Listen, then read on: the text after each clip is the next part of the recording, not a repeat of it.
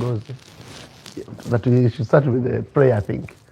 So please, online people, you can now come on. Those who are having breakfast at home, join us in the name of the Father, and of the Son, and of the Holy Spirit. Hail Mary, full of grace, the Lord is with you. Blessed are you among women, and blessed is the fruit of your womb, Jesus. Holy Mary, Mother of God, pray for us sinners, now and at the hour of our death. Most Sacred Heart of Jesus, have mercy. Immaculate Heart of Mary, Saint Joseph, patron of families, in the name of the Father, and of the Son, and of the Holy Spirit. So good morning, everyone, and welcome to session 3 of our Pre-Cana series. Has anyone attended session 1?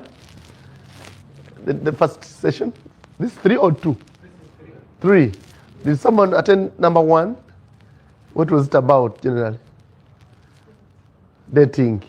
And number 2? Someone attended? Yes. Finances. And who can guess number 3? Number 3 is where we are, and it's about, how about the church? What does your church say about the series of the Pre-Cana journey, of the dating, of the relationships? If someone says that, what would you like to ask your church, or what to know from the church about dating, relationship, and marriage? What question do you say? I wish I'd asked somebody. Stamp the priest. What would be? Yes. What does the church recommend for dating? Huh? How should someone date in a church way? Huh?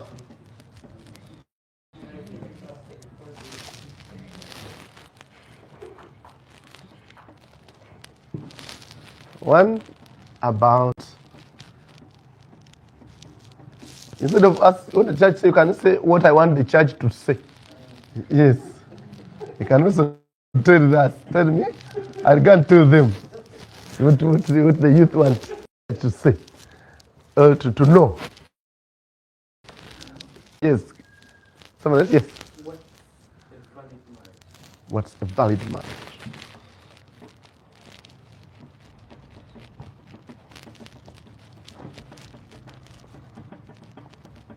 Okay. You can think.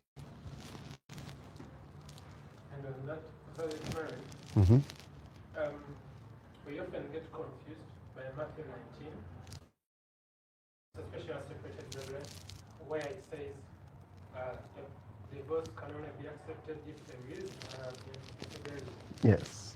And the other Catholic version say unless the marriage is lawful.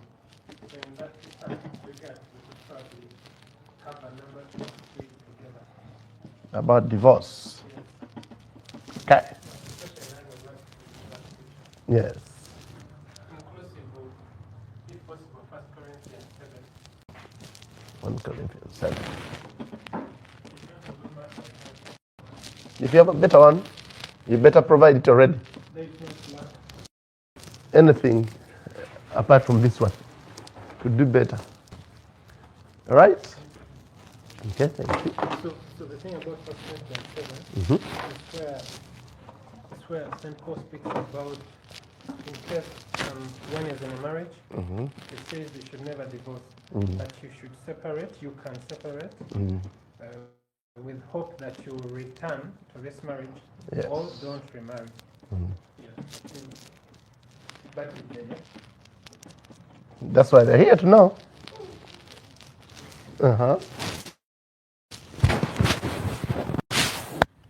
Someone else? Sorry. Well, what you have said, someone might ask you a question. You can even ask for your friend. You can put on your WhatsApp, tell them, I'm here, please send the questions. Yes. I don't you remember. One time I was reading on social media, and so I see a Muzungu who posted, and she confessed to have got 2 annulments. I was shocked. One is already difficult for him Okay. We would have ended up unmarried, actually. If we had two annulments, yes. Conflict resolution.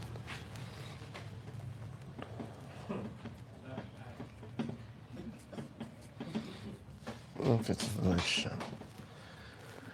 All right. Other ideas will come up as we go.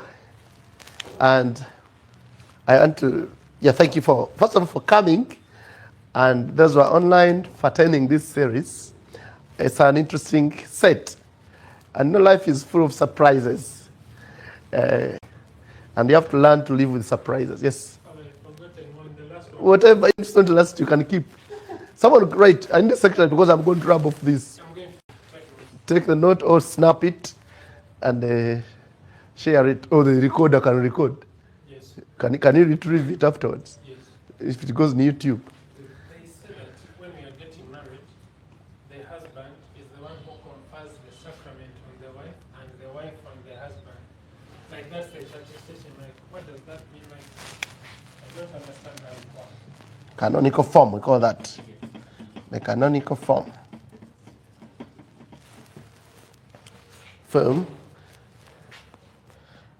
And Pope John Paul, in the Theology of the Body, calls it mutual donation.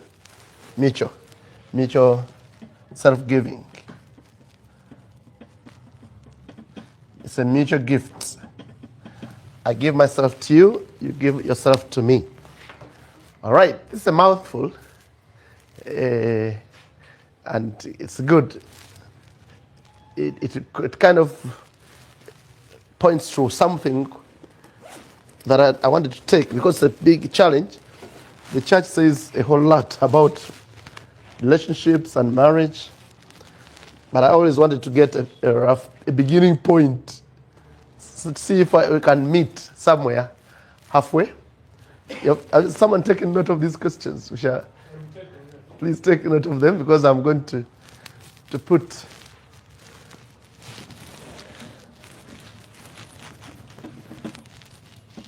some points also. What the church wants you to know.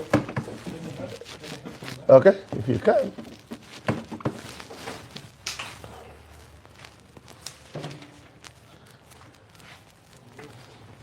Did the other up on?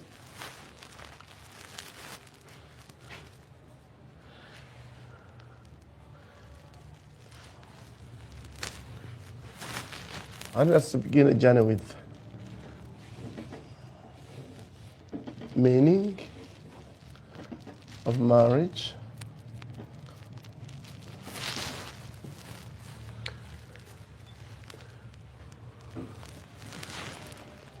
and get to what we call senses.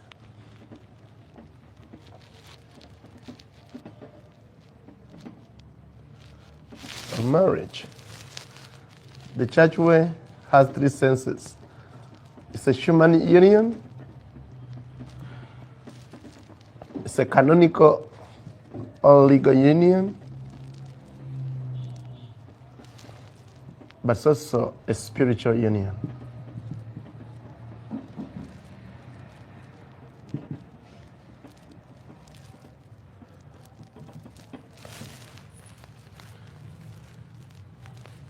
I want us to look at some types of marriage so that we can end up with what we call the annulments.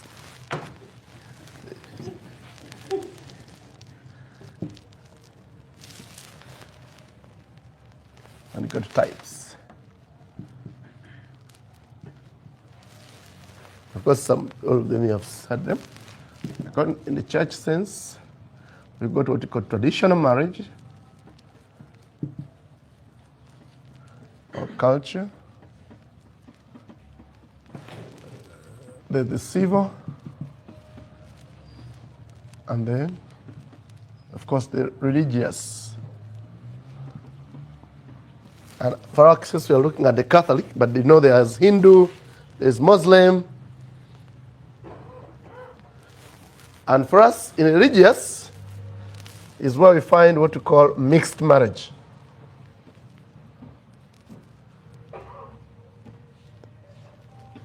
mixed marriage, and what we call disparity of cult.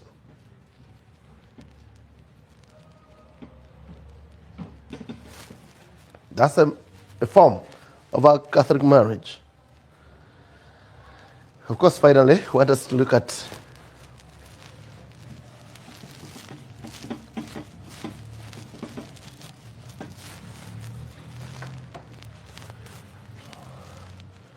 for the spirituality of marriage. Spirituality of marriage. The way the church looks at a spiritual union as a vocation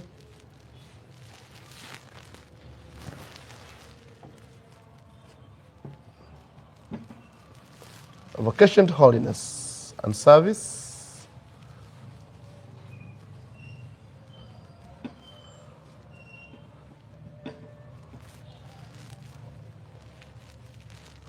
but also, of course, mission. Yeah. It's a mission and a cross to include our friend of the conflict resolution. It's not going to be always a bed of roses. And finally, we want us to look at what I want to call preparation. That will include some bit of the dating, preparation for marriage, which of course is the purpose of this meeting. We have three preparations. What we call remote, where we are. We have proximate, and then immediate. If we can wrap through this, it will give a broad picture of what I would think you may like to know, or what the church wants to mean. That the meaning of marriage, of course, the church always doesn't talk about marriage as a marriage. You know, marriage is like, can be a wedding party. And some people want the wedding as the kusamba gauni. Tan, tan, tan, tan. Hey, tan, tan, tan, tan. Hey. I wish every one of the girls here can kick that gown. And when you get a chance, kick it very much. So that the in-laws can and the exes can feel bad. Kick it very seriously. Says the meaning of marriage. But the Catholic sense is not marriage itself, or is marriage goes hand in hand with family. That's so that we avoid that lady who annulled twice and is moving. You had a lady who married 50 marriages. No. She celebrated 50th marriage. She married 50 times. And they always in a wedding. But she was rich enough, she would sponsor them. You know, you can't get 50 men sponsoring a wedding, one after another. So she was rich and she kept sponsoring. And of course, when she reached, I think, something, another man who wanted to make history decided to wed her, the 50th, so that she may be the 50th husband. But they are not, some interesting month. They are a little bit shorter than others. And for our purpose was to marry, was to have a marriage. And the Christian sense is you can't have marriage for fun. You know that song which says, "Don't love me for fun, girl." That one? Baby. Yeah? For a reason. Eh. And the church says, don't love for fun. You should love for a reason. And that reason should not be just only for love. If love instead of should be in a sense of a family. And so the different understanding of marriage in the church setting is that somehow marriage should be accompanied or end in a family setting. And the sense of marriage, as I said, the perspective is a human union. These people are human. If you are going to be a nun, don't get married. Some people marry and say, my brother, don't touch me. I was supposed to be a nun. And we are just, the Wagandas have a funny saying. When a princess is marrying, if you marry a princess in Uganda, they don't say you married. You can't marry you a mukopi. You can't marry a royal girl. You just go near her. Says Osembere. you see, kusemberera omumbejja. So he says, just to say the omumbejja, kumsemberera. You don't marry, you can't marry, just get near. And if she kicks you away, then you go. You don't say, I married you. You go, omusemberera. But the thing is, you don't kusemberera in marriage.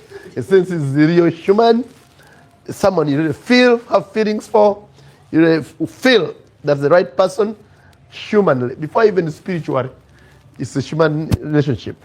And when you come for mass in the liturgy of the marriage, they'll tell you, abooluganda kereziya abandiza n'abeebaza okujja wano mu maaso g'ekereziya nga mwagala omukulembeze w'ekereziya abeerewo ng'omujulizi nga Katonda asiba okwagala kwammwe obutalekaamu kasagala. It says that there must be love before you come to church.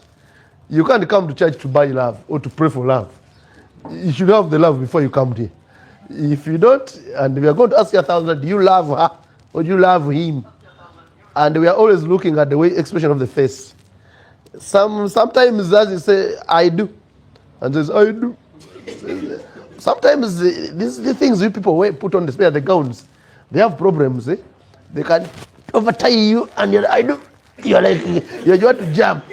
That one we can assess whether it's the discomfort of the gown, or sometimes some people speak what's in their hearts. You've seen these TikTok films. But sometimes I do. They run away from the altar. It is possible, and you're ready. You're free to run for your life, especially if someone has put you on a pistol. Some people are put on pistol. Says, we take him, and they say someone is there behind. I says no. It's supposed to be a human experience, and two, it's a canonical or legal union. Yes, it's not just for fun. Human as it is, and because of being human nature being what it is, you can't do it at freelance. It says, let us do it our own way. You know, we are mature, we are loving. Hey, love needs laws. Good things need laws. Anyway, and if you say, that's saying in Uganda, sifugibwa afajera. If you don't want to be under someone, don't get married. Stay on your own, enjoy your free life, and die alone. Don't go to other people, because in marriage, you must, and some people think that's only the women who are supposed to be rude. Actually, it's men who are more rude in the marriage. Because normally men like going out with the boys. And when that phone comes and says, honey, where are you? They're not telling you, please come home, but saying, honey, are you about to come? Can I put the the food or you put in the fridge? They're actually telling you, you belong with someone. Come home. And your freedom is lost. That day you say, I do, and you put your finger there. People are crying, but you are going. You are going in some bit of prison where you are consigning yourself in the basement of someone, and by nobody else. So you see, there are going to be laws. And the church helps to put those laws because it has got the experience of all the history of humanity. From Adam and Eve up to yesterday, the humanity is the same. If you leave human nature to their feelings and do's and whatever they want, you need some limit of the freedom. Of course, the free experience. But someone said freedom, where your freedom stops, that's where the other one ends. So if you overextend your freedom, it's going to end up in tears. So there are canonical and legal implications in marriage. And finally, it's going to be a spiritual union. As we said, man is not just human. If you don't believe that, then you're going to have a very good marriage for the first week. But after 1 week, you're going to realize that you need something higher than the body. And after some years, you're going to find more that you need something, to look at something deeper than the beauty of this beautiful American-sized guy. He looks very nice and very beautiful. Gradually, the beauty starts fading. And unless you have a spiritual beauty you see in someone, the physical one will fade. And that's time for spiritual eyes. Where someone says, somewhere in Nairobi, you know, when you're in a foreign land, watch what you say. Someone found a very, the American-sized lady, but she thought she was from Jamaica or somewhere. And then someone says, you ekikazi nga kinene oba omwami waakyo aba akola atya. Then the man says, yamanyi bwankwata. This person thought that he was an American. He doesn't hear what they're saying. But then the Zimbabwe says, mama, but this man told him in Uganda. And then and they became friends because she was actually a chef in a restaurant. He said, by the way, you can come to my restaurant to have dinner. And they discussed more. And this man found out that this woman was a special cook. So the man was not looking at the size. He was looking at how delicious meals she was having to eat every day without paying, where the others are paying for the money. So there's something always better. Something better more than the spiritual union. And unless you see that, then the church is not complete. The marriage is not going to be complete in a sense. And then we say there are going to be types of marriage, the traditional, the culture ones. Each one of us has a culture. And the church respects the culture of a person because we believe God stays in the culture. God is not a muzungu. Some people some religious civilizations think, the things of tradition, African, for us we are Christians. There's what we call incarnation. God became man to make sure that he transforms humanity into divinity and share with us. And the word became flesh and dwelt among us. Whereas the real world was in Israel, but the real God is present in each of our cultures. And even prayer will say, even in Uganda, we have our ancestors who were known for their good behavior, the people of old. And those inspirations were from God, including our culture and marital ways of practice. We're going to look at some of them. Then there's what we call the civil marriage. Legally, if you're in Uganda, you may take it for granted. But many of you are going to be international people. One time, somewhere, if you go and declare your marriage status at the embassy, they are going to ask you for a marriage certificate. And many embassies and countries may not understand the Uganda certificate you got from Rubaga, that Ivana Mukuru. They require a civil marriage certificate. And fortunately, you don't have to go there. Because in Uganda, up to now, I don't know whether the next parliament may change, Christian marriages legally celebrated in the Catholic Church are officially, automatically validated by the state. And actually, every year, the chancellor of the diocese takes the marriage certificates to the court and they stamp and they give the marriage certificate. So we are, many countries do that because of the preparation that they know that goes on in the Catholic, especially Christian religions. And we're going to see some conditions for that. They have updated them. So with the called National Registration Bureau, Uganda Registration Bureau services, they have had to register all the churches again. We call and gazette them. So when you find an official Catholic church, it has been gazetted as an official place of marriage in Uganda. So every new church that comes, we have to go and gazette it. Otherwise, you need a special gazette to get wedded anywhere. We're going to see that among the preparations you need to do. Then you're going to find the religious marriages, of course. There are different religions. The Muslims, for them, they accept polygamous. But some people don't know that some Muslims have one wife, and they can agree on that. But as a religious, there's the potential to expand the flock, the sheepfold. So you go marrying there, knowing you may get, when you go, they must say, I have you alone. After a few years, he calls up on the religious law, says, I'm a Muslim, I can get second haki. That's allowed, and for them, there's no problem. And then what we call the mixed marriage, you're going to see normally that's between a baptized Catholic Christian and a baptized non-Catholic. We call that a mixed marriage. But then there are some Catholic marriages with a non-baptized person.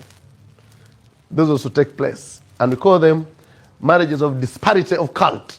That there's not much that connects us. You're not both Christians.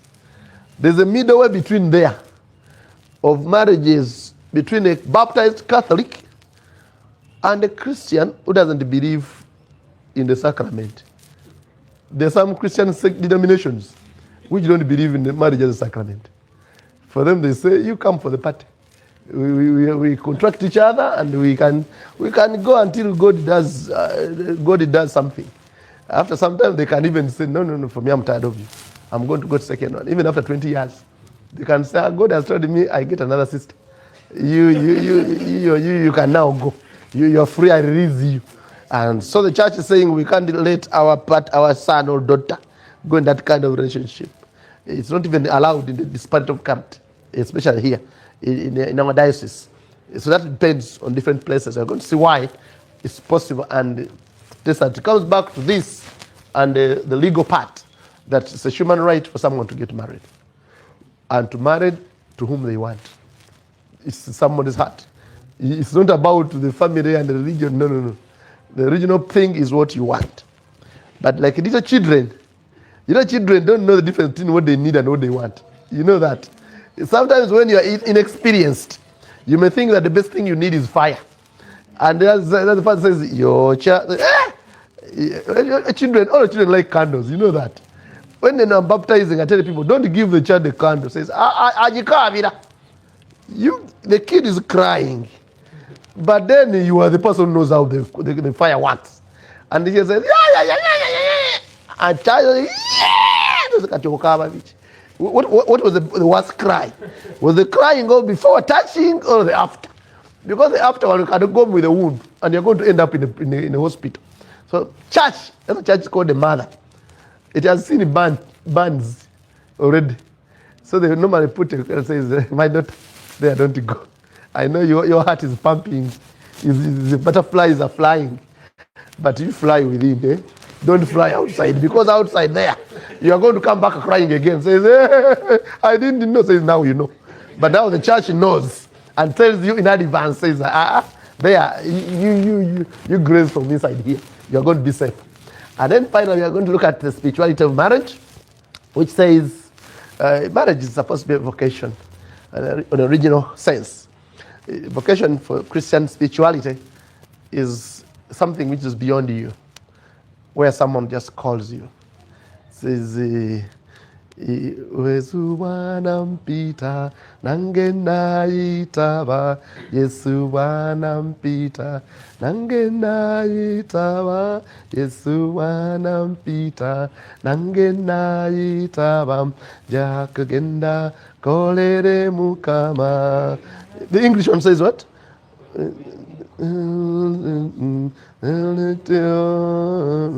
When he calls me, I will answer. When he calls me, I will answer. I will searching for the Lord. I'll be somewhere, okay. I'll be somewhere, walking. I'll be somewhere, walking for the Lord. Lord, somewhere, walking. I will somewhere. Walking, I'll be somewhere, walking for the Lord. Yes, that's the equivalent of a vocation. Vocation is something you feel inside you and don't even understand it. Many people find me and says, hey man, how did you end up becoming a priest? I have no answer. Sometimes if a little child, I can deceive you somehow. I can tell you, I say priesty, breast, but everybody has seen priests. Why have they not become priests? All of you have seen priests as younger boys. The thing is, something just comes inside you, and you're like, you find yourself going without even knowing it. And that's part the beginning of a marriage. And we thank God for that vocation. Otherwise, we should never know where we end. Time comes, there are times when you are like innocent. You're like, the things of men, me, I'm not into them. All the things of girls, me, I'm neutral. Even if you bring her near me, you're nothing. Then time comes when you feel like you want to jump out of your bedroom and look for someone. And then among the people, something comes and you don't even know. And then the other surprising thing for me is that person you end up with. Because there are so many people. Some even come and make applications. And you look at the person, even before they unveil the application, the answer is no. No, no, my dear. No, my dear. The applications are closed. Says, do you have someone? Say, no, I don't have. Some people even get, at that time they get, if they don't have anyone, to just make sure that you're not the one. They tell you, I have someone. I'm booked. I'm not searching. I'm okay as I am. But the thing is, sincerely with you, I can't be okay. You try somewhere else. And that's the thing. And so, but why is it that when someone comes, something changes in you? And you say, this person, I don't think I like them, but I think I'll give it a try. And then the worst part comes when people start talking, says, do you know that guy? Hey, do you know where he goes? And they're like, I don't know and I don't care. And I'm like, you don't even care. I'm trying to give you Rugambo to make sure you change your mind. And someone says, sincerely, I don't know. I don't want to know. This is my choice. For me at that point, I said there's something spiritual speaking. There's something more than the two of you meeting and talking and even people advising. And some people, they say the aunties and mummies, they have their choices. They say, now there's this guy. First of all, they tell you, let's go for his wedding. Then you come and you're there, I'm dressed like this, that one, dress, change it up in the dress. And then meanwhile, they have a point where they're going. So you change the dress and yeah, that one looks nice on you. That's very good, let's go.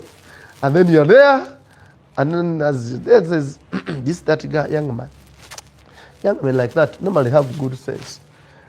And you're looking there and you lose the sense. And you're like, sincere, mama. Okay. I says, but yeah, you can't even go and greet him or greet her. I says, greet, mom. You told me not to greet people. He says, yeah, but now I'm not telling you greet. This one greet. And you finish greeting, you can't even give him the phone. He says, giving the phone is even at this level. And you're like, things are not clicking. And that's for me, I believe there's a vocation. It's a calling. And when there's a vocation, just three things. One, a vocation must come from somewhere. You can't call yourself.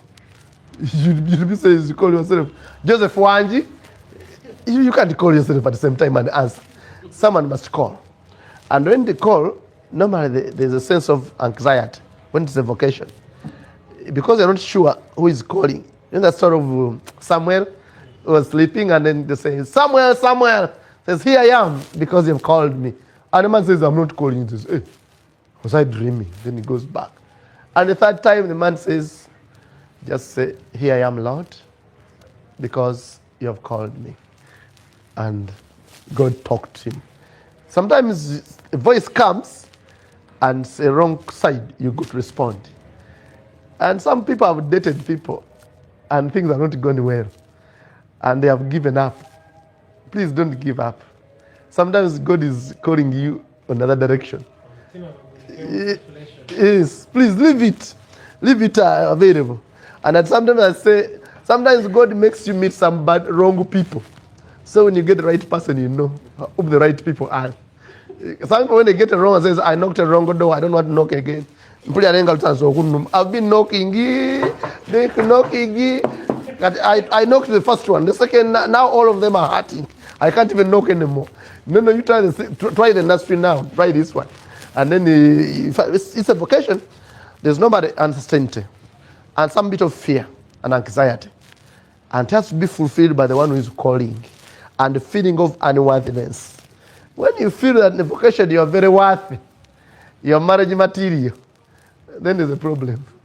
Yeah, if you're marriage material, you better go for marriage contest. This is of beauty contest. If you are confident of yourself, that's why the confident people end up on the catwalk. Says Munda, the Miss Uganda. And yeah, we clap for you, but you are good for the work. And have you ever had the weddings of Miss Ugandas? Who has been to a wedding of a Miss Uganda? Me, I've not had them. I wear the people. The only Miss Uganda I had was, I think, Princess Bagaya. the one of Princess of Toro. I hear she was a Miss Uganda at one time. And then she got married. But many people, there are some that look at you, you are good for the catwalk and the pictures, but not for the marriage. So when some people saying that, my God, some people get insecure, you know. When they are walking with the boyfriend and then looks around the beautiful girl, says, says, no, don't get insecure. The beautiful are there, they are flying. But for me, I chose you. And don't worry, you are small or you are short, it's okay. You are the one I chose. And it's because the vocation says, sometimes there's that kind of anxiety of saying, maybe I'm not good enough, maybe I'm not charming enough, maybe I'm not rich enough. That's where God wants the vocation to begin. God likes using the weak ones to defy the strong. He wants the little bit not so beautiful. Everybody is beautiful. So beauty is in the hands of the beholder also. It depends on where you look. People are beautiful in different ways. So, but so it says you don't have to be Miss Uganda to be in a vocation. God gives the vocation to those who respond faithfully, and then He always gives the grace. That's why we're going to end up at the church's view.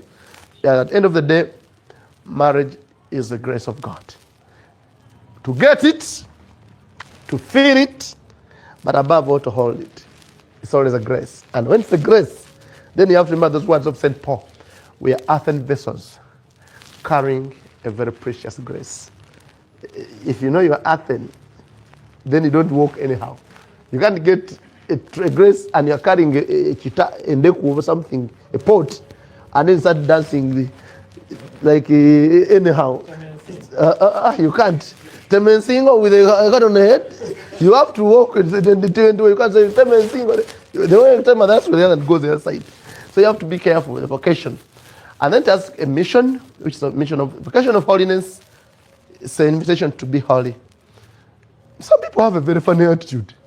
When they see a younger boy running around with girls, they say, "Go, you have grown up. We see you're meandering with girls one after another. You marry and settle down." For me, I tell people, I don't tell people like that to marry. If someone who can't be serious alone, now why you condemn someone to come and settle with you? Odi has walked around with 12, and you're giving the 13th person to settle. As soon as they're settling with this one, you remember the number 6. And it says, number 6 was more fun. And each time they'll be running around.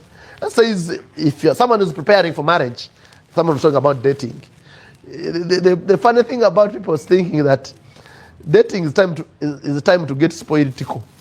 So you know you have been holy since childhood. So you Catholic girls, man, I pity, you're very holy. You grew up in holiness. Some of you have been in schools of nuns. You almost walk like nuns. And then there comes a time when you have to get married. And everybody find is weird. And they're saying, Chamuka Muko, can't you go to Anjinois? They say, Anjinois? Now let's do something stupid. And they're like, you don't have to go to stupid first to get married. You can walk in holiness into marriage. That's where you're going to live a holy marriage.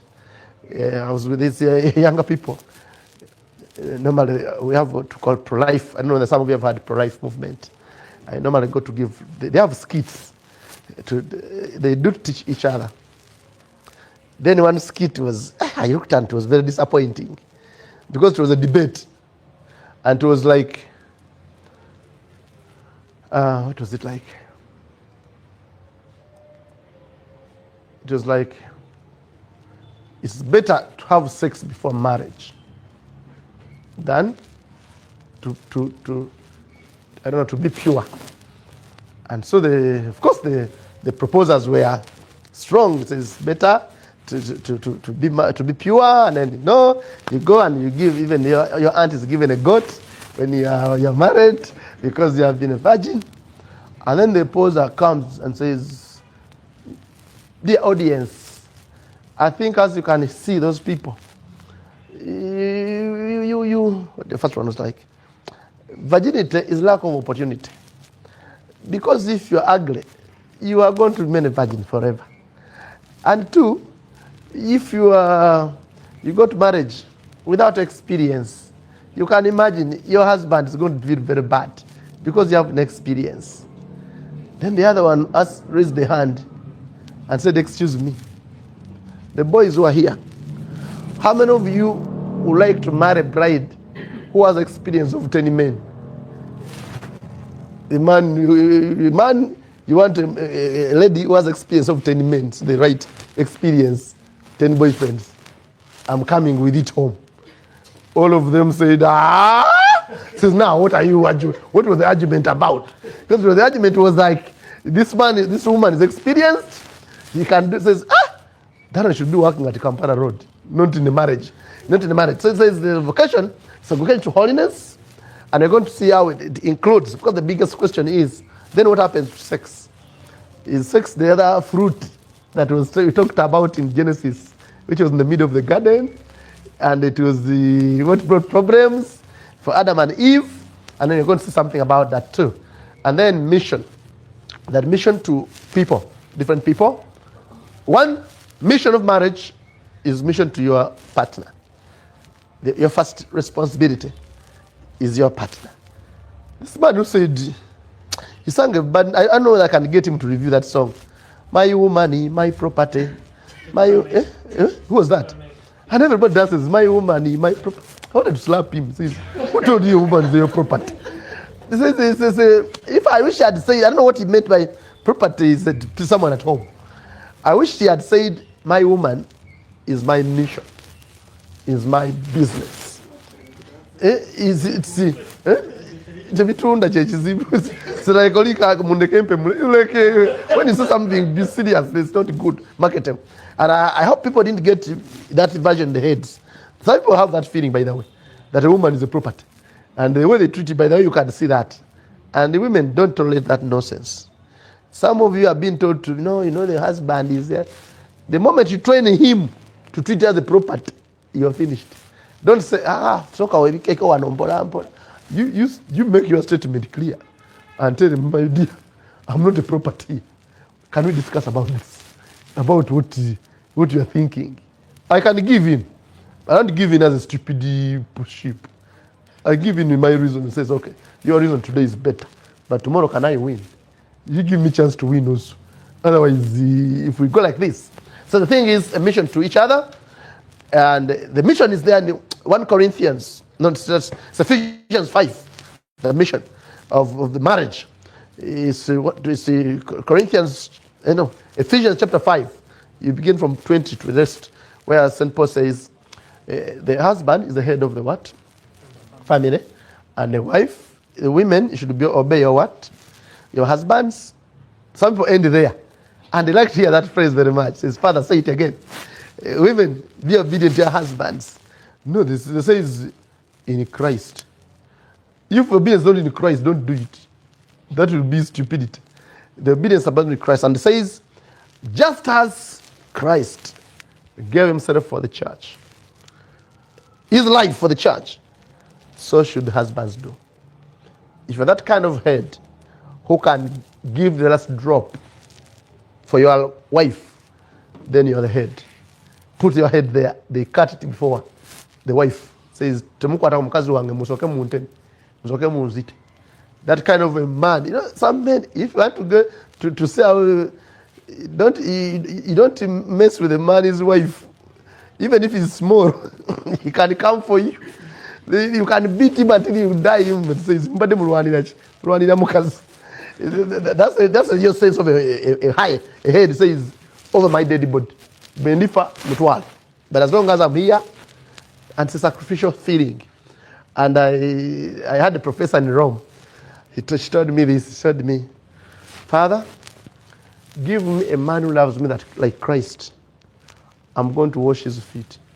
He says, if I get a husband who loves me like Christ, who treats me like Christ treated the church, and whatever he gets, he brings to me. Whatever he does is for me. What problem do I have to kneel down and wash his feet? He says, I will wash his feet. I will tell him, please, my prince, you can lie here. I'll do the rest. Because I know, first of all, I'm only yours. Everything you have is mine. What else do I do? Says, for me, says, she was telling us, she was telling us anthropology, and she was saying, the problem is here, women rebelling against husbands. It means husbands are not being Christ's good heads. They actually try to get away from the oppression of the evil. But otherwise, if someone loves you, they says, it will say that. Kankwagale, it says, let me love you. Kankwagale, so, someone sang that song, says, let me love you. Even God is getting surprised. That your man, is like, there's a kind of self-love that he has loved you. Some the people do like that thing and says, Yamuleka mukasalaku. Tacha tegera, the other person doesn't even love. And that's the mission of service to one another, that someone loves you so much that you can even say, Banang, Monsonyo Munangi, Hane Akomio. We used to drink, just drink. I can't, I'm going Mundek. You can't even sit here with us anymore. It's like, there's so much better there. That's what we call the mission.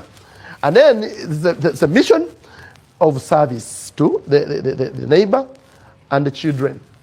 Let's say the definition of marriage we are going to give for the Catholic Church is that it's for the good of the couple and for the good of begetting children. And not manufacturing children. Some people confuse manufacturing and begetting children. So the children are not manufactured. So you can't do something, why don't you produce for me? Who told you she's going to produce for you? The greatest, some even women, when they don't conceive, they say, now you man, I think you're impotent. Why don't you produce in him? Since that battle happened in the Bible, in the book of Genesis. Remember the story of Jacob and the two wives. One was Rachel and one was Leah. She did a mistake which I don't advise any young man to do. Jacob wanted to get married in a family where there's a beautiful girl called Rachel. Very beautiful. But the man had got a problem. Rachel had got a bigger sister called Leah. Leah was beautiful enough. But the eyes, one eye was this and the other was like that. You know these people, eh? The one eye looks this one, another eye looks like this. So you're not sure where they are facing actually. They can actually say Jangu, but they're actually calling this one. So they're looking at this. Oh no, man. And so what happened is whenever people came to marry the beautiful Rachel, the tradition was you marry the elder one before the younger. So if you dare take this one, you take the beautiful also. And everybody say, then she's made at home. Now this younger boy comes and is poor and he doesn't know what to do. So instead of paying a dowry for the beautiful girl, she decided to work. The man told him, you have to do manual labor for my family for 7 years to marry my beautiful daughter. And the man says, then he dug and after 7 years, she gets this lady. And the wedding, what was up in the wedding? It was the Mugaga who made the wedding. You know when you have my younger boys, I pray you get some command of because when they marry you, sincerely, the options are few.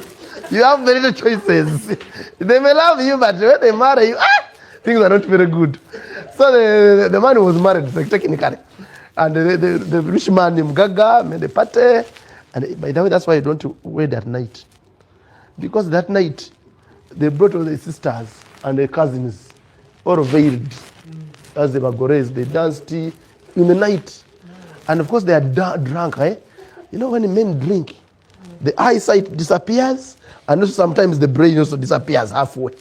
So in the music and the drinking, they just went to bed. When they woke up in the morning, who was in the bed? This one. And the man's like, so the night I was with you. And says, hey, I'm here. So he goes to the father and says, but him say, 7 years and you give me this one? No. Be fair, people, be fair. I worked so hard. And the man said, don't worry. Another 7 years, I give you Rachel, the beautiful one. And the man said, I'm going to do that. So another 7 years, then he gets Rachel. And the party is off. But then he makes that mistake. You marry two sisters, the elder and the young, and you take them home. He thought it would be peaceful since they are sisters. They are going up. Ah, yeah, sisters.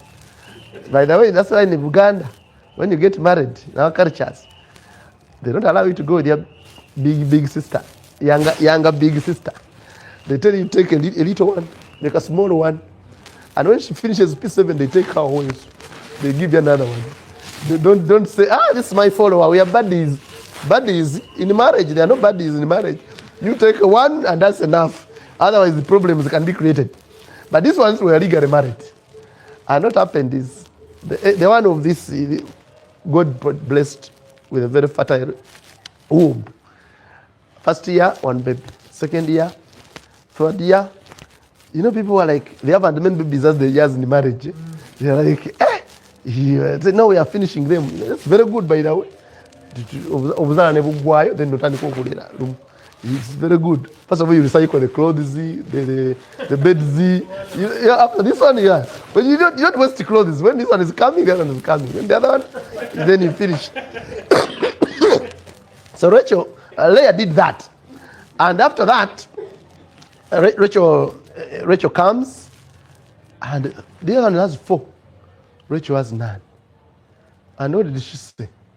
Says, but Jacob, you say you love me, I'm more beautiful than my sister. How? And you have a child. And this girl stopped crying to the husband. She went for prayers. And after prayer, she conceived. And that's why she gave the name Joseph. Why? Because Joseph means, can you add me more? Because it says, please, I'm okay. Thank you very much. For the, I like my Wachiga friends. The Wachigas are very open. They tell you what they feel. For us Magandas, we are a bit, we are taught how to cover. We don't come direct, we go around. But a Wachiga person, if you annoy them, you say you annoyed me. I'm not happy. You then say, because he says, why are you sad? I'm okay. Are you okay? You are sad. No, he says, why can I be happy when you did this to me? And then you sort it out clear. And that's what they do also to God. When they're happy with God and they get a child, they say to Musime, to Mwebaza, Ayat Safira, Akampire. When they don't want, they tell him, Tinkasimire. They just tell him immediately, God, I asked for a girl. Now you're giving me a boy. Tinkasimire. And then God is sorts himself. And he just says, there's no problem. And but so that this Rachel didn't say Tinkasimire. He says, God, I've got 1. The other has got 4. It's like a man you versus something, or whatever. This was not enough. Can you add me more? And actually God added her another baby, and it's called Benjamin. That's the scripture goes. But that's a very big point of saying it's a ministry, first of all, to accept. We don't say, the marriage rate doesn't say, will you rejoice in manufacturing babies? No. It says, will you rejoice in accepting babies? Actually, don't even say, it says, if God so wills, will you be open to having children? And the answer is yes. Because history knows that for some people, God has not given the grace to give birth. That doesn't cause that there's no marriage. In Uganda and our cultures, no marriage, no children, no marriage. And they go start on your door, says, 2 years, how many years? You have been together, how many years now? Terika Vayo. Is that one who, is he a real woman? Or is a problem? First, no, we are still not married, we are now trying. So, okay. Now, after marriage, after 3 months, says, Omugola asaba obuyembe. Obata naba kubusaba. This is obuyembe. Because they think besides of pregnancy after honeymoon. But if there's nothing, then you start getting that. And the Catholic Church says, with those children, people can love the gift of children. And by the way, some of us have been blessed by those families which didn't have either child or many children. Because somehow they can say, oh, these ones have grown up and I have only 2. They are now in the boarding. Can you give me that cousin in the village? to come and stay with me. That's how we came to Kampala. We came to Kampala thanks to the people who didn't have enough children. And we became the children of the family. And we have grown that. And that's the mission I've said. So not a mission to children, our own, but also to humanity, that we open up families. And there's a prayer which says in marriage says, bwe mulisanyukira abantu mu maka gammwe olumu namwe bali baadiriza mu bwakabaka obw'omuggulu. If you welcome people, you remember the story of Abraham who welcomed strangers in a home, and they turned out to be angels.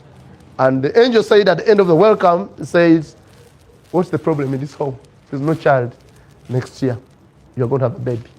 And even Sarah laughed. Me, I'm already, and I'm going to get you. She was already, because she had been already in all good things apart from charity. When she opened her home to charity, the babies came. There are graces that come from out of nowhere. And so that's the very bad part. And of course, we're going to see the cross part. And then we are going to look at the preparations for marriage. The first preparation is what we call remote preparation. The remote one is what you do without intending it. And all of us are in that remote preparation from the time you are born in your families. Someone complained to the Archbishop. He said, but Father, the problem why families are fading is that you are not preparing us enough. For you priests, how many years do you spend? Me, I went to seminary in P5. So I spent 19 years in Swanjere. I spent 19 years in information to become a priest. And so says, and the others can spend 10. The minimum is 8 years in Uganda. 9 years actually. The minimum you can spend 9 years being trained to be a priest. And so someone said, the Archbishop, can you imagine 9 years minimum, 8? For us married couples, how many do you train us? 3 months. I don't do 3 months every day. 3 months once a week, not so. Tuesday class. Tuesday, how many days are those? 3 months once a week on Tuesday evening, not a whole day. Tuesday evening at 4 up to 6. Tuesday class. How many days are those? 12 days, not even days. 12 days times 2 hours. They're actually 24 hours, something. It's because they're 2 hours every 12, each of those days. Actually, it's one long day. That's why in some countries, instead of calling you once, they actually call you for 1 weekend, for 24 days, 24 hours. They call it a Pre-Cana, what you're doing. They call it a Pre-Cana meeting. So you begin from Friday morning, Saturday evening, you go back home. Next Monday, you get married. And you're trained for marriage. And someone said, sincerely, you people, are you fair? And tell us for the rest of your life, you go into a university, you graduate, where you did 12 hours course. Which course did you do for 12 hours? And you finished it. At least the semester, or hours of 3 hours, great hours. And then the Archbishop, being a Canonist, said, you know what? It's longer than that. The real university of marriage begins the day you are born. The way your mom takes care of you is part of that university. The siblings you grow up with is part of that university. When you grow up them seeing the bigger sisters and little sisters, or even the younger sisters, how daddy and mommy does things at home. In my village, if you grew up in a city, I don't know what games you play. When I grew up in a village, one of the famous games was when we are out of games. You know, people in the village are very creative. They don't have dolls and things. They can play with anything and anything. So after we played football, we got tired. We said, let's now play a game called Daddy and Mommy. And that was one of the most interesting games. Because that meant that you have some girls around. You can't do it only boys. You could have some girls around and then some boys around. And then you don't even rehearse. There's no trainer, no coach. You just start and says, now, you are the mommy. Says, Then the mommy starts. Go for what? And then you get a piece of impumum. And then you carry it on the head. And then you go fire for one goes the wood, the water, and firewood. And this one gets 3 stones. And a piece of I don't know whatever. Starts cooking. Yangu ya amazi. Tata wa mwekana kama wana And then in a few minutes the tata wa come out. Then he comes. Let them Then he kicks the food on the kitchen. And this is the kid playing, daddy and mommy. And then the scene goes, closes. And you're like, who trained these children to play these things of mommy and daddy sincerely? That's what they say at home. Whatever happens at home is what they do. That's what they know about marriage. Sometimes not at home exactly, but the neighbor or the people in the neighborhood. So it's a whole university. And Pope John Paul II wrote a letter I want you to read about. It's called Familiaris Consortio. The fate of the family. It's called family life if you go to Google. But in Latin, of course, Familiaris Consortio. It says there's the whole of our lives. First of all, family is what God put in our lives, inside us, as male and female. You know the creation part. It says, male and female, he made them, and together they're supposed to be one person. So the male and femaleness begins at tender age, of innocence, when you don't even know what happens. Apart from these modern younger kids, I don't trust them enough. They know more than they should know. And they have lost their innocence. By the way, you should know that. Especially as you become younger moms and big sisters. They are not as innocent as they used to be. They have seen bad films. You can find them doing funny things. And a part of the bad things also what's in the community. And sometimes I wonder, yesterday someone came from UCC to visit me here. And I said, please, why is the word called parental guidance in our media? You people are regulating people. When the people talk about politics, you close. When the people put pornography, you don't. I thought the UCC should close some of those channels. Because the things are, someone comes and says, oh, kwe picha, mena tugendo, kwe picha. And the children of B1, they are going to kwe picha and they're like, eh. And they're dancing very, very interestingly. There's enkwatako, buliro jankwatako. Nursery bakwatewa. In nursery school, well, because in nursery normally you tell us, avoid impure touches. Remember those words? Avoid bad touches. And now the nursery teacher is reading P1, top class. First of all, they strip themselves half naked. They put on something here and something here. Then they come on stage. And that's what I'm telling these young kids. That's the wrong way. Actually, Pope John Paul called that the shadows of marriage. But then says they're also lights. They are good things. That in the society today, even as we grow, the teacher, every culture has its own way of teaching family life. If you realize, including telling you, wash your plate when you finished. Clean where you sleep. That's the preparation for marriage. It's remote. But when you grow up, you should be able to clean your home without any command. Because you have seen how clean your home is. And you know what a clean environment is. And you know what cooking is. You know, you cook freely. Someone tried someone, you man, your boyfriend also, you have a girlfriend. Come on, you will get wedded. Says, Father, that girlfriend, for me, never move eating. The things, the land, you got some command. Says, Father, I have some issues. Says, what issues? She's a Catholic. I'm going to look for Catholic people and you are going to get someone else. Says, Father, some issues. What did I tell you? No, she's your friend. But let me tell you, the thing is, do you know that God has never cooked for me anything? Says, but are you marrying a cook or something? Says, no, not a cook. But, you know, whenever she comes home, I try to tap her to see what she can cook at least. And the last test, she failed badly. You know, she knows I like very much chicken. So each time she comes home, she comes from a bank job. She goes to Cafe Javas and buys my favorite chicken. And of course, I'm always smiling and we eat. But this time I said no. She told me, I'm coming, what chicken are you going to take? I said, no, I bought already. So she comes home and he finds him cutting the chicken. It was the real chicken. Onions, and then she was, you know how men look in the kitchen. They look very funny. They're cutting here, then this sub not refrigerator. And she's like, and says, "Ah, honey, what are you doing?" She says, "After that, I want it homemade." She says, "Homemade? Ah, when will you get ready? Let me call a Vovo. What are the Google? Glovo.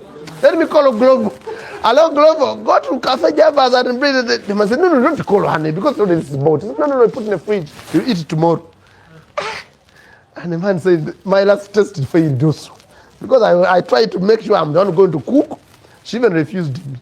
And I said sincerely, okay, it's okay when we are two. We can buy Cafe Javas. But what if you get 3 children? All 6? Shall we manage Cafe Javas? Or we shall be condemned to bounty food? And I'm afraid of asking her, do you know how to cook? Or each time I bring that topic, she says, honey, let's think about our family and the planning the house, and which I have a house girl and the chef. And says, like, me, I feel I'm not comfortable to do the thing is, did you remotely prepare to cook, to prepare a dish? As now no longer one way. What if the wife goes to Dubai? You also have to learn how to cook somehow remotely. Now it's not a job of saying. I grew up in those old days when men were beaten for being in the kitchen. If my father or mother found me in the kitchen trying to do something, says, "Fire! You want to get spoiled?" Because a man who goes to the kitchen also is a danger as well. He can eat all the food without knowing. Perhaps you have an instinct. Sometimes don't have the patience. They can cook at your own danger. But then she was like, the thing was, the things we do naturally, casually, are all remotely preparing us for that time of marriage, including virtues. We're going to see some of them. And then it says the virtue of self-control. Someone said, bad habits die hard. If someone has grown up with bad manners, someone said, one mistake girls do is to get someone who is bad and they think that he will change after they have married him. That ngenda kumwagala nempisa jazikyusa nomenga jaguvaako ngenda mukubalavu ebyaja bivaako byonna byakola ebyekiralulalo ekirasirasi nja mujja mu lulaso nja muteeka mu layini. That's the one mistake girls do. And so the other mistake boys do is to marry a girl, think that she's going to remain like she is, smiling, humble, good hair, good dress, all the time says, my smile. Pamka smile kange baby. I feel very happy when you smile, you're my light. And some boys think that she's going to be light forever. Only to come back when the smile has disappeared. And she now the official wife. She even points at you the knife way. And you're like, is this the humble lady I got? Oh, is it a problem? I say there's a problem. But the thing is, being in our normal senses is we prepare ourselves in virtues, in habits. Me, myself, working on myself. And the first sign of someone dating would be someone changing their lifestyle. If someone's dating someone and people start saying, Gundi yachuka, Pesha webula wemula. Yeah, because normally you have got a family where everybody's wemulaling. Now you get someone who has come from a cultured family, says, Nego, tuli yangu swalo kuwemula. Says, hey, Bemude. Says, hey. So you start now cross-checking whether the vocabulary is right. Eventually someone goes the right way and says it is possible that the dating process remotely prepares for the, and that's why a good sign. Sometimes people wait for Mr. Perfect or Miss Perfect. But some people have not known better. They have grown up like that. What are we cooler? Sometimes they need someone, an angel to guide them. But that kid is also patience. So if you don't get the catch of patience and resilience, you're not going to go. This is someone has sent, this TikTok thing. I've seen you've seen it. I don't know where they get TikTok messages. Someone has sent us a TikTok about football. And someone was saying, I married when I don't know about football. And I didn't want it. I'm a lawyer. I had nothing to do with football. I married this man who was a football maniac. She could not do anything apart from football. And then, what did he say? But then he was giving us the Says, but now I'm in the World Cup. Please say. And this is what he says. Forgive me. And this is what he has said, what he has got from this World Cup. You know, for her, she's remotely preparing for marriage. And this is what he has said. Remote, you know, the remote is far, not near. Distant preparation, different preparation. This was said. Today, football is part of our family language. And the funny thing that football has taught me lessons I use in marriage. First, every match has two halves, first half and second. If the first half of your marriage is bad, don't conclude. The second half may surprise you, and you be like the Argentina, and you pass. Second, a red card reminds me that lack of self-control can send anyone out of the game. You may be playing and think that this one I can step here. One last, you don't know when the last one is going to come.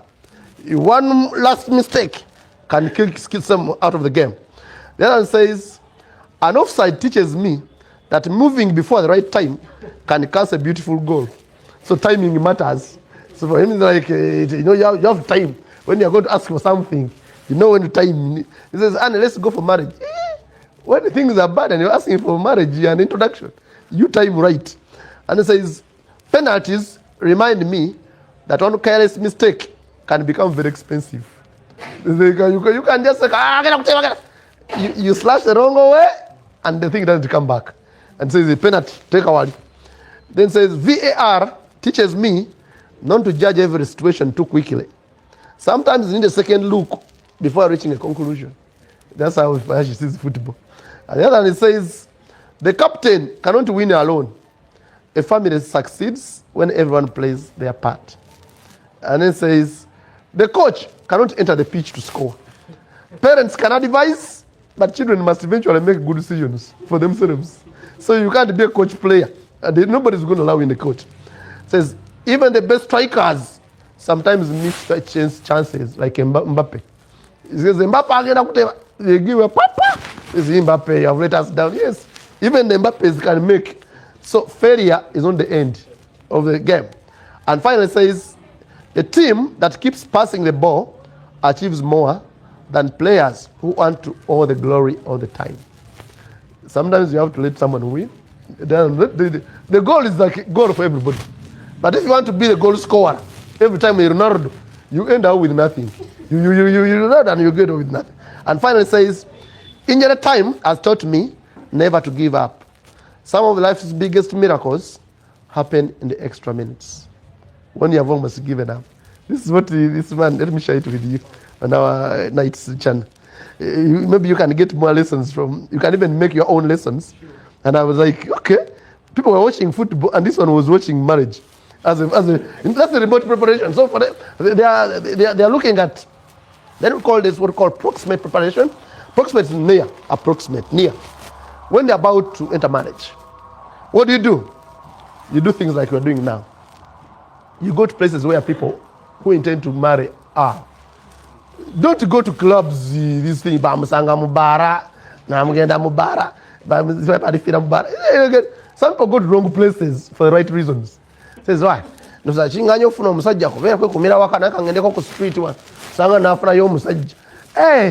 that's the wrong place already. You're wrong timing. Says the proximate, inform yourself, compose yourself. You don't have to market yourself by jumping around. The right person will find the right place.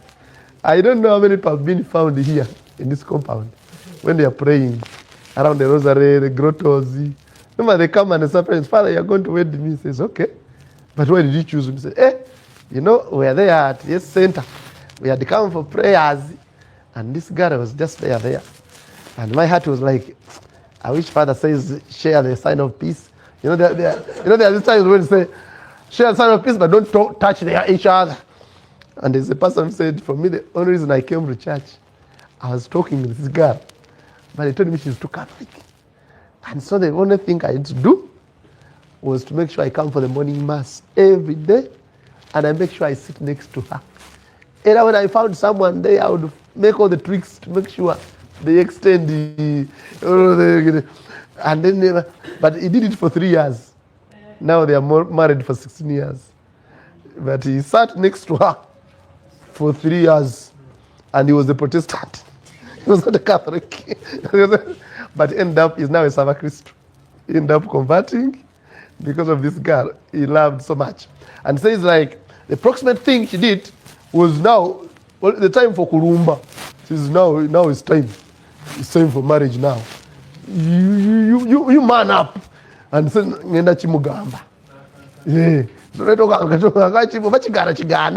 But I'm going to pass my manifest and I present myself. Because some people, by the way, even as we are here in this night thing, some people look at you and they admire him and they're like, well, this one's going to become a seminarian. The way he looks. I don't want to kill his vision for the future. Maybe God is trying to become a bishop. And people look at each other and they look at each other and they go in the peace. And each other and another year. Then after some time you see that he's going to get married too. Why? He's got some Morocco girl there. Says, our night in the night see with all the night see of St. Charles Rwanga, let it sincere.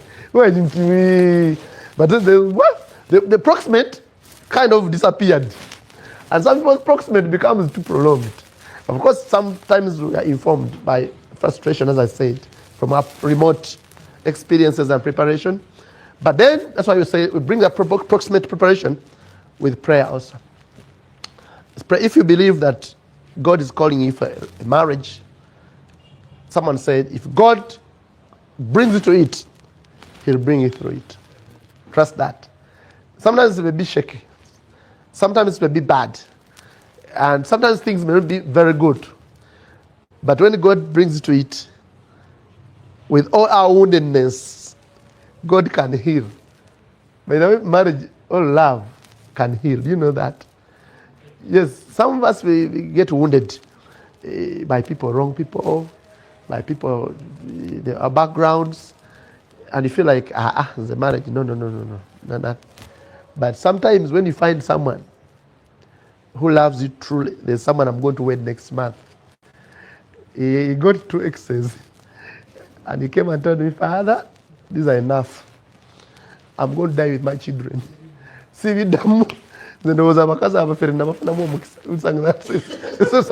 people have that luck. Bad luck of, you meet on the wrong people, and you meet on the two, and you think everybody is bad.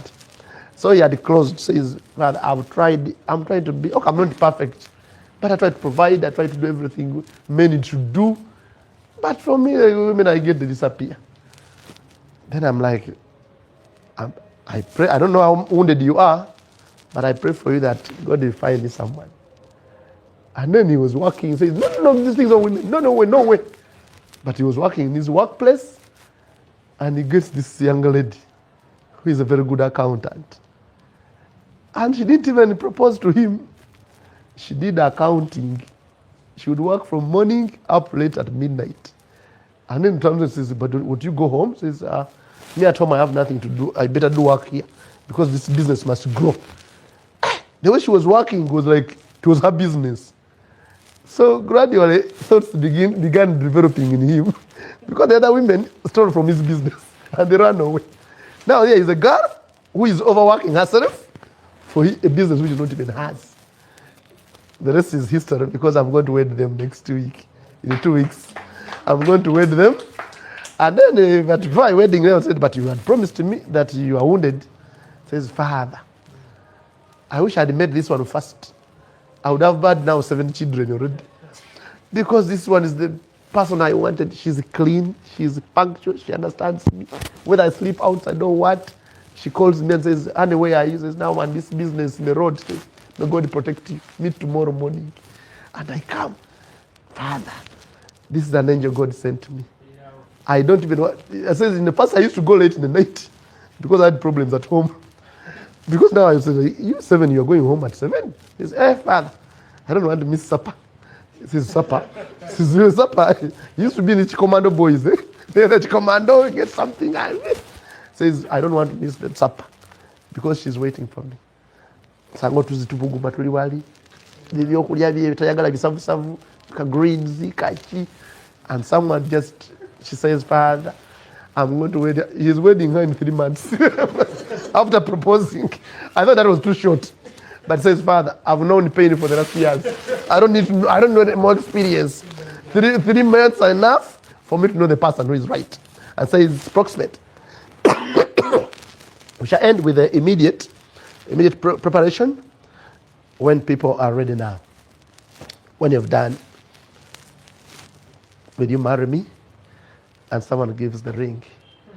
And now you go to the proximate preparation. That's another interesting part also.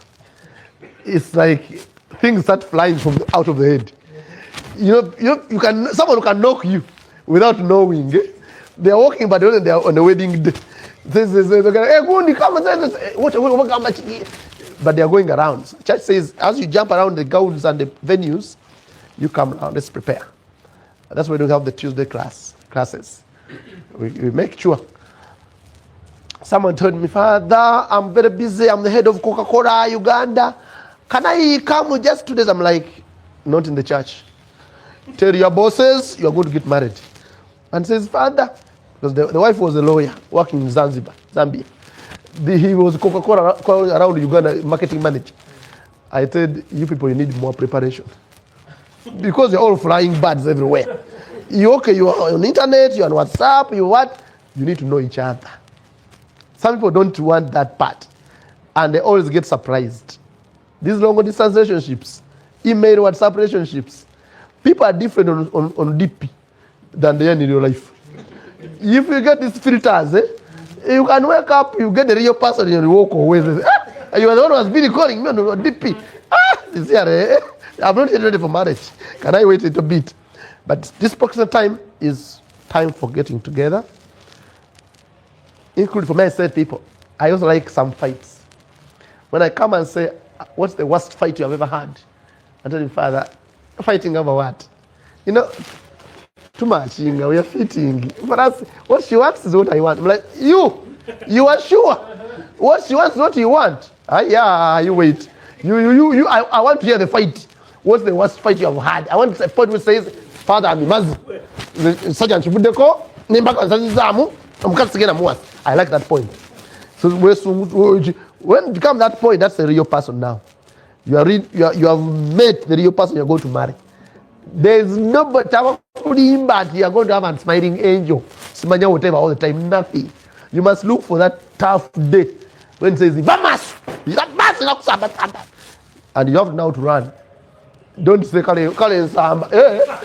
Do our person may have got it, but don't you have to know the reaction and action.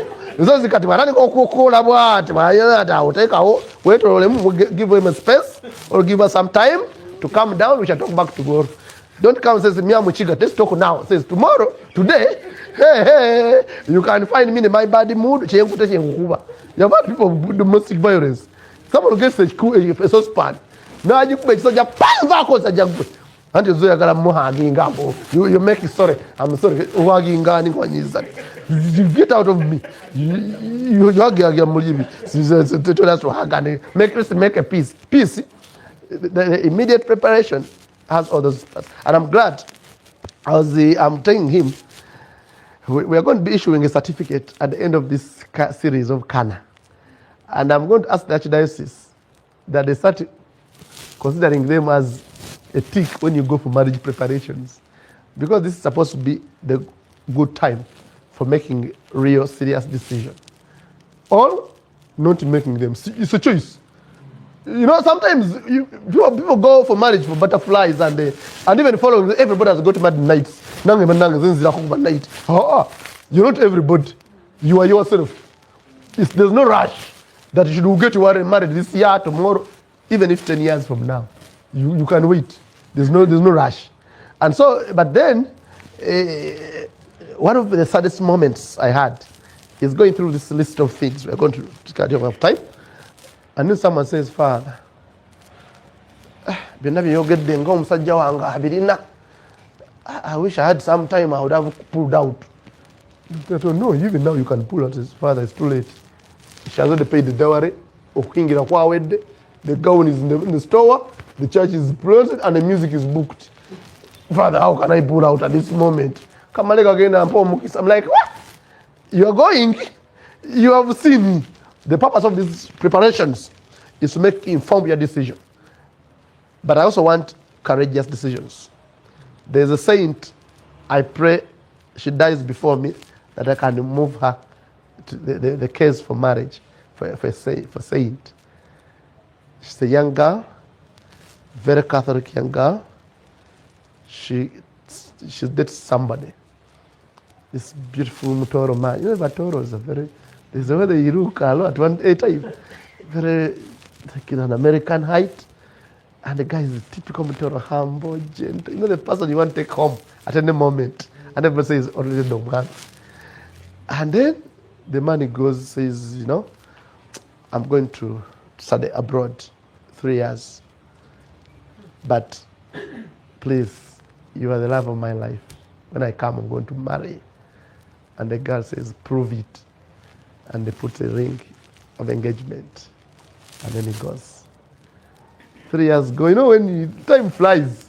And the guy comes back with American dollars, with the promotion at the job. And the first thing he says, introduction. And the whole village, on fire. America. Hey, you are introducing Americana. He has come back. Even the face was now more, you know, a Mutoro adding American face. It was beautiful.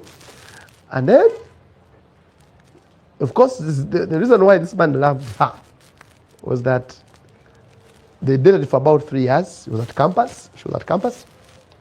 And then, but she had vowed, she told him, if you want my first condition to date you, no sex before marriage. And the guy's like, is there a girl at campus who can say this? He says, I don't care the other girls, that's my principle. If you're ready to wait for me, I first do my studies. And the guy's like, I'm going to wait.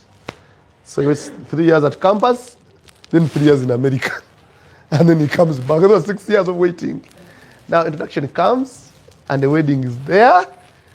And this girl can't wait for the day. And then the birthday goes and everything on plan. You know, these things on plan. It will be tambulanga wa vivala. You never be tambula. And then at night, we are going to look one part of the canonical legal application. For the marriage to be valid, talk about valid marriage, one of the conditions is it must be consummated. You must have sex with your husband. You can't say you have been a virgin, a younger Catholic virgin girl, and even on marriage night. That's where the virginity should end, at the marriage night. Now, what happens? This man comes, and this girl is like, let the party end. Let the party end, we go. And the aunties go back to Toro, and then they go to the hotel. And the man says, honey, I've overworked this day, I'm very tired. Can we wait for tomorrow? This is the wedding night, and someone says, wait for tomorrow. Sincerely. Now it was the reverse. Maybe I annoyed him that he waited too long. Now he's not interested anymore. And the night passed. The next night, say, let's go and swim. And we say movie. And a movie. Okay, after the movie. Says, we shall discuss tomorrow. Says, tomorrow? Now he calls the aunt, says, Senga, all the things you are promised to do, this man is postponing. What do I tell him? Maybe I have something wrong, or I scared him. And the man says, no. There's something we forgot. You know, when we came back, I was rushing.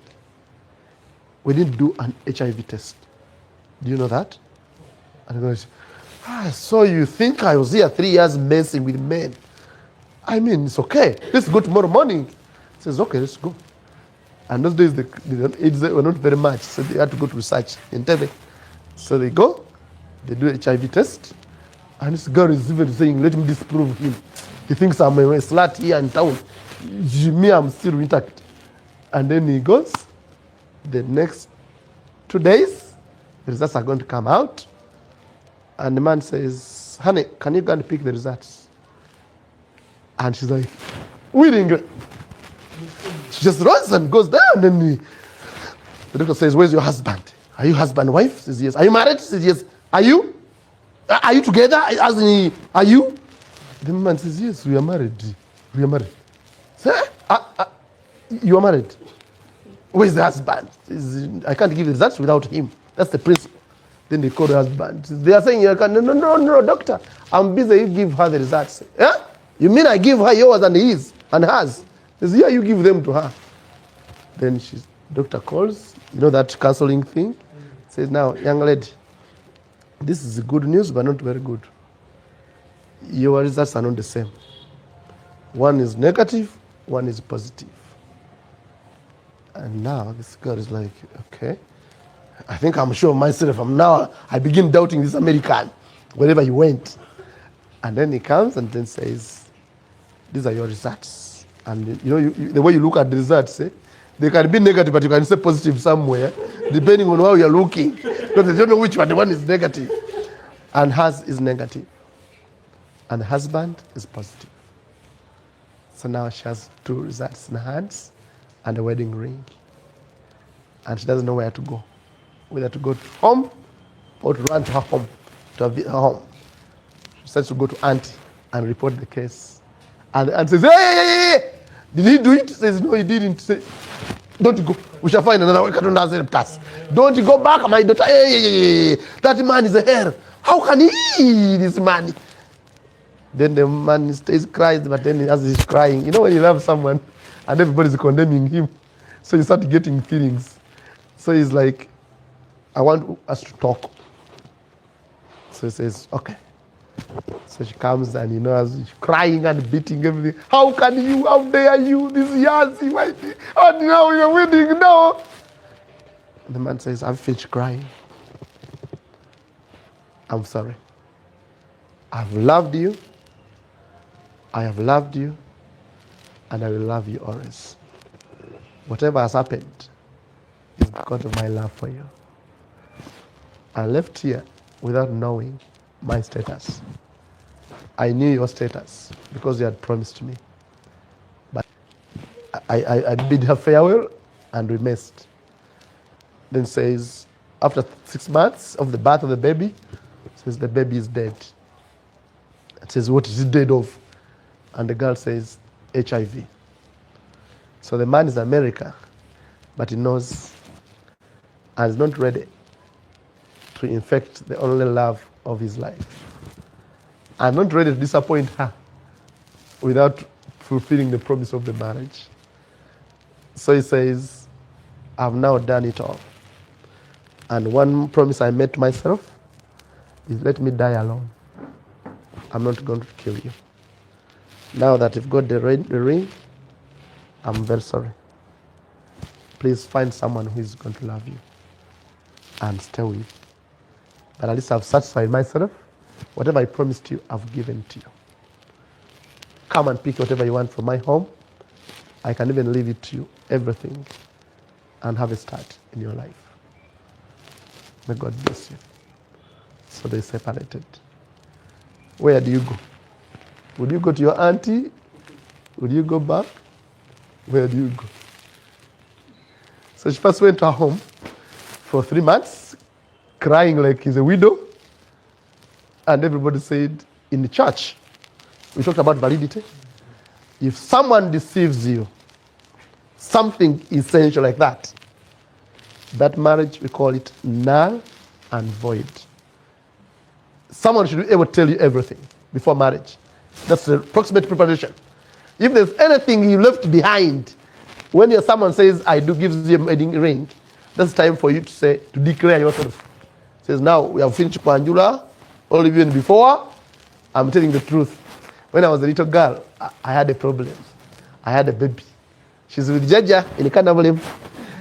Nobody knows about it, but me, I know, and I want you to know.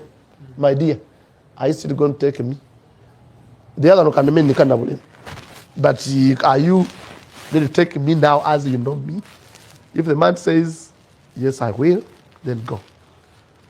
If you don't tell him, and these kafero things happen after years of living together, then some people start saying, "Nkoyo kumaka no kanone kaka no kanta wanye." Says, Kaliwa. Kano kanacha, kalimeze P7. And then you are wedding, you have 3-year-old, and they bring a natch of P7 coming. If the person says, wabiri mwe bya natch, nze bikomi one. They call that null and void. You must have declared. Because for me, I choose you because of who you are. But if you have other things, not about the exes, you don't have to tell me the list of exes. But at least you must assure me that there's no responsibility with exes behind me. Omuntu ayinza okusindikira ebiyembe nga tomanyi bakuloga. You have concubines and sisters-in-law and ex. They are following your wives. Then says, you're going to have a message. What is sending me these things? Who sending me these things? I'm tormented. I didn't know that someone is behind you. And he says, if there's someone, let me know. And I will choose and say, are there any exes? He says, yes. Are you continuing? What are you doing? Like the other gentleman, I've told him, I'm going to wait. I told him, does the girl know that you have exes? He says, yes, she knows. And she's going to take me with my children. The children will be at their mothers, and they can come holiday to see me. And she has agreed. That's a good love. You love me as I am, with my mistakes and my bargains of the past. But if you deceive me, and then after 2 years you come and say, honey, you know you are the mother of my children, including the other ones of the other women, you are now the mother. I mean, I'm not ready to be that mother. You should have told me before, and I prepare myself so that I'm going to be mother of the chicken in your basket. And I'm going to come, and I will be the father of all the other children who are going to be coming to me. That's disclosure. Now, in this case, it was even, by the way, it was even difficult because it was obvious. This was a life and death. So there's no way in the church they can tell you, you have a ring, go back to the husband. That's called null and void. And they take away the ring and says, you have never been married, you are single. You can even start searching tomorrow, start searching again. This girl comes after 3 months and says, she goes to auntie, says, auntie, you ate the things. The man gave you things from America. And the mommy and the daddy, me, I'm married. Says, you're married to who? To the daddy man. HIV. You know what HIV looks like? You can't. What are you going to do? Says, I'm married. Spiritually, this is the love of my life. And by the way, let me tell you, I've been thinking about this, crying all the nights. I don't believe in this world I'll find a man who will love me to this point of sparing my life when he knows I'm innocent, I'm fooled, and I can give in to him. I don't trust any other man apart from the one who has told me I have HIV. That's the man I trust, and I'm going to go to him. So as the man is there trying to get over the headaches, the girl comes with a suitcase. Says, what have you come for? For what? I've come to cook. Says, to cook what? Says, I'm married to you. Says, but I have HIV. Says, yes, I'm marrying you and you're HIV. And says, you know, I've told every village about you that you have HIV. Nobody's going to marry you. You are going to die very poorly with HIV. Nobody's going to care, and everybody will think you're a bad man. But I've thought in my heart, you are the love of my life. Many people have died in deceit. You revealed you did something nobody could have done. I never asked for HIV test. It was my stupidity. But you have saved my life. You are going to save me once more. So you are going to save me, and I'm going to take care of you until you die. I'm going to wash you. I'm going to be on your deathbed. I'm the wife of an HIV man. Everybody knows. And I'm married in church. But above all, when I made that vow in church before God, I was not kidding. They told us in sickness and health, in life and death, till death do us part. I'm now facing sickness. On my first day of marriage, I'm here to carry it. When you die, I'll find another man. But I'm going to make sure you don't die tomorrow. So they go. She has been cooking for 23 years now. she's married to that man. 23 years, she's alive. Nothing has happened to them, but the man had got some children. Again, she had hidden some children from her. So the other one died, but he had got some big ones. So they got those on the home. She has mothered them. They're now married those. They're married, and she has made sure they grow up in the Catholic Church. And they're all wedded in the church. And she has got Ivazukuru in the family. But all her friends look at her and say, you are still married. You're a woman. You on that man. The man gets sick and sometimes he gets wounds, and she calls and says, Father, he's about to die, but I'm in Mulago. I'm going to treat him until he dies. But because I think she loves him so much, each time he's trying to die, he stops and says, I have to live because I have someone who loves me. And he comes back to life and still working, is moving on with HIV. For, I think one of the longest surviving people I've seen, that he has gone. But the husband wakes him, the wife wakes up and says, take the ARVs. Whatever modern that comes says, take your ARVs. I want you alive. You may die, but not today, not tomorrow. And he has not died 23 years down the Lord because of the love. What they call the vocation of love. And for me, I say, when that woman dies, I want to tell Rome and say, can you declare her the patron saint of marriages with HIV and problems? Because I don't know which problem you can meet in the family life. Staying with someone you know you can't sleep with, you can't touch, but you have to take care of him as your wife, as your husband. And you don't know when it's going to end. And then because of you, that person lives and continues to live. So as you're about to give up on looking for women, just know that women like that exist. So all husbands like that exist, who can really do anything just for you. Just for you. And that's what the church says. When it says the meaning of family, so we summarize. What time is it? What time? Yeah. 10 minutes to 1. We summarize. So that's what the church says when it says marriage is more than a contract. When say a meaning of marriage is a covenant. Marriage is a covenant between a man and a wife for mutual consent, for the good of the spouses, for the good of the children, and for the good of community. So it's a covenant before God. So they are, in the marriage is 3. In the civil marriage, there are 2 of you, husband and wife. In a Christian marriage, there's God, husband, and wife. That's why we are not allowing homosexuals to get married. Because we don't know how many children they can produce. Says no. You should get a husband and a wife. That to mutually, you can, some people say, no, we love each other. Yes, you can love each other. But how about children? We shall adopt from who? Adopt from trees, from flowers.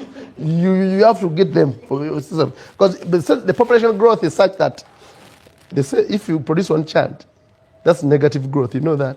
Because 2 people produce 1, that's less. So if it produces half a person, then the death will end. The community will end. Then says, what are the properties of this marriage we have talked about? 1 is a permanent union that lasts until death. So that's death do us part, not even divorce. That's why the question you asked says, of course, the Old Testament, there were conditions for divorce. And one of them was even not having children was a problem. Even annoying the husband was a problem. Even disobeying the husband, you would say, you're not pleasing me enough. So that's what they thought. And that's what he just said. No, in the dispensation, is that, that's what it says. No, Moses said that because of hardness of the heart. Not because it was the answer of God. In the beginning, the one who created meant that man and woman stay together forever. But because of human stubbornness, even the first man and woman, they also had the problems. They began fighting because of the hardness of heart. And so the problems came. And then says it's exclusive, it's monogamous between the husband and wife. Some people have got, there's what we call serial monogamy. Serial monogamy is, I have you, then I leave you, I get another one. So each time they have one husband or one wife. But then another one husband, then another one wife, then another one husband. It says, me, I'm one man, one wife man. So when I finish this one, I get another one. When I finish that, I get, then I'm monogamous. No, it's not. It's also, so it's a one-on-one, but continuous, not tomorrow I get another one. I think like then I told you, was 50 marriages. He divorces and then gets another one. Then it's openness to life. We talked about having children. We are living in a contraceptive culture, and that's another topic I think we should discuss about national family planning. Is there? Good. Next Saturday? Next Saturday? Yes, please attend that one. Because a big challenge today.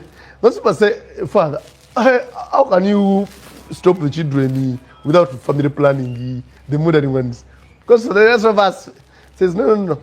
And some people say, for us, I respect my husband, wife. Whenever she wants, I'm prepared with the family planning. But that's not respect. If the person, whenever you want, they must be ready for you. You don't respect them. These things of saying, I'm the husband, I'm your wife, I'm your husband. Okay, there's a verse which says, you should not deny your partner the marital rights, yes.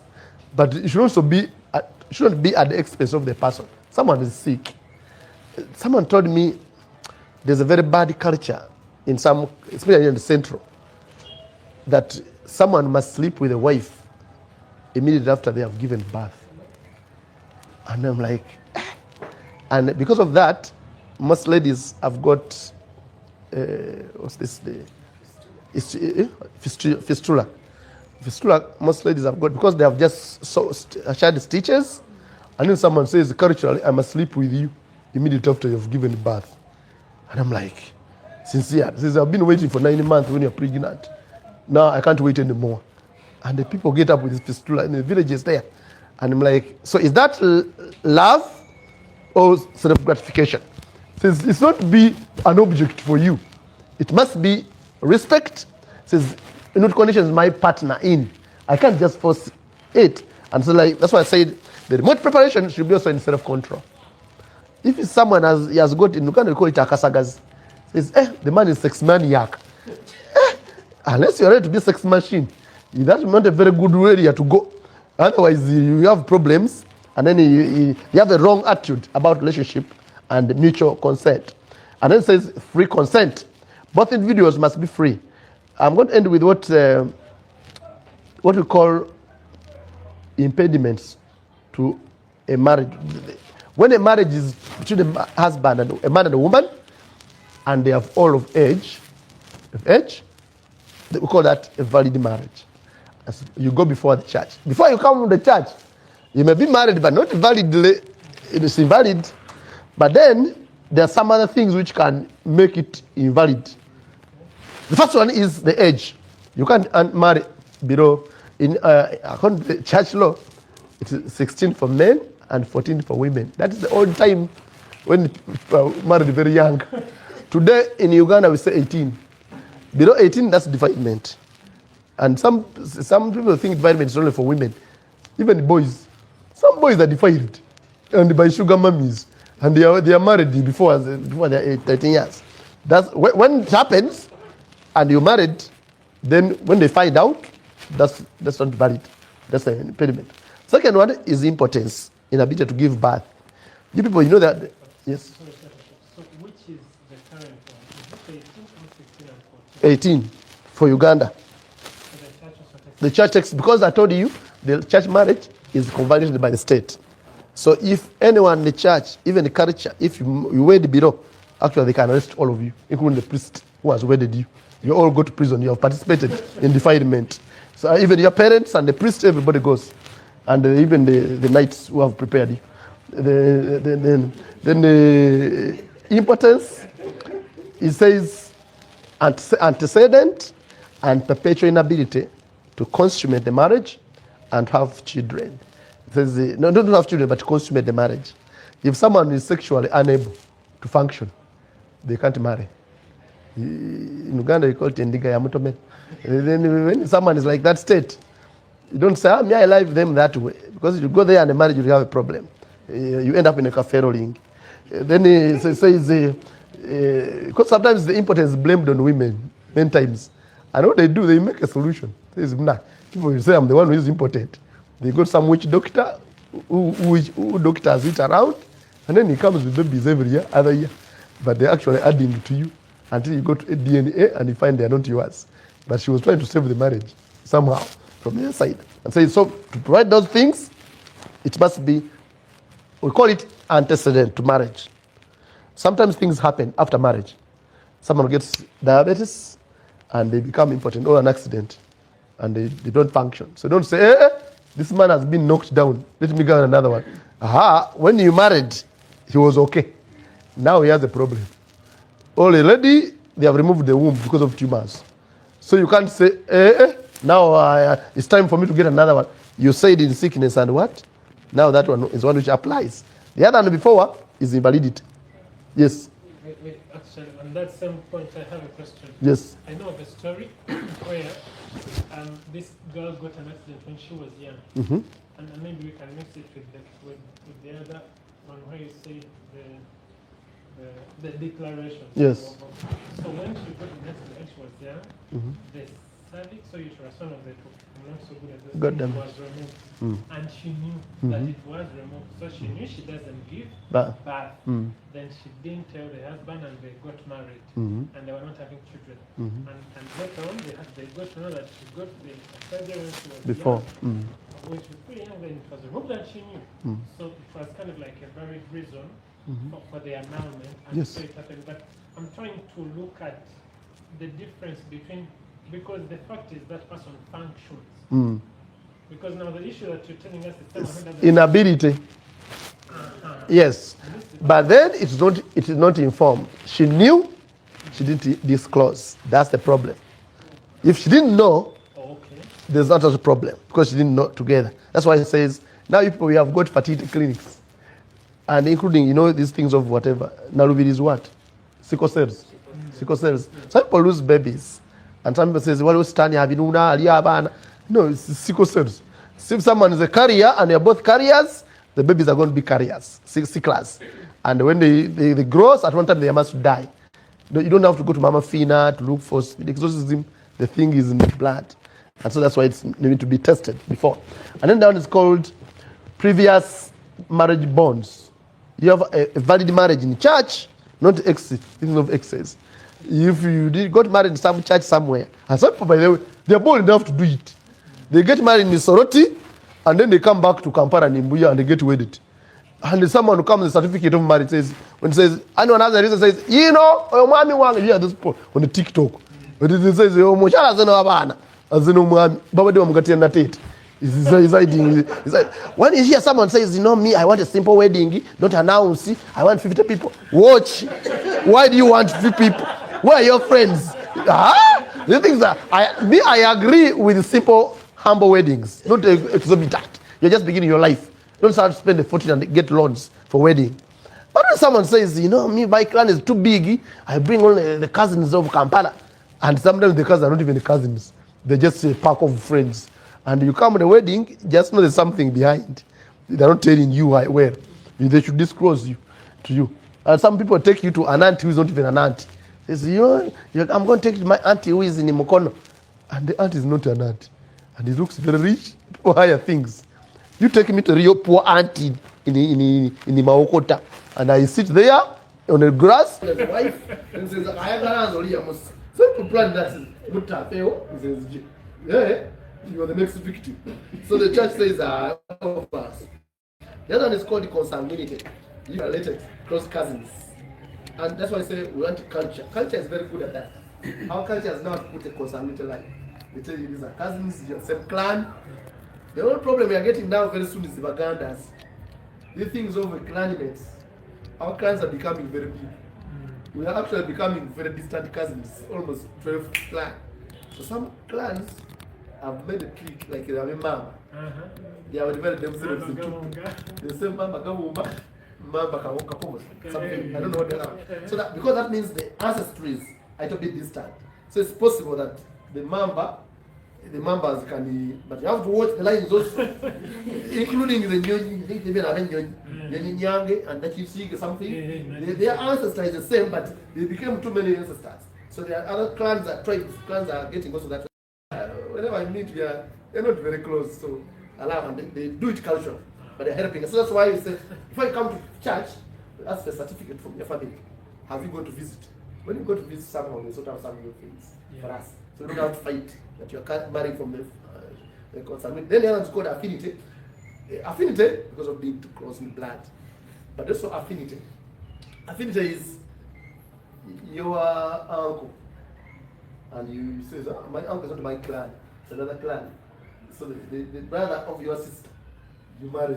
I mean, the younger brother of your mother, you marry her. So it's not another tribe. No, that's affinity also. Some bit of your blood is in you. It is in you. Or even in-laws. In-laws, there's a level of, we call that affinity. You don't want that says degree, you have to wait apart.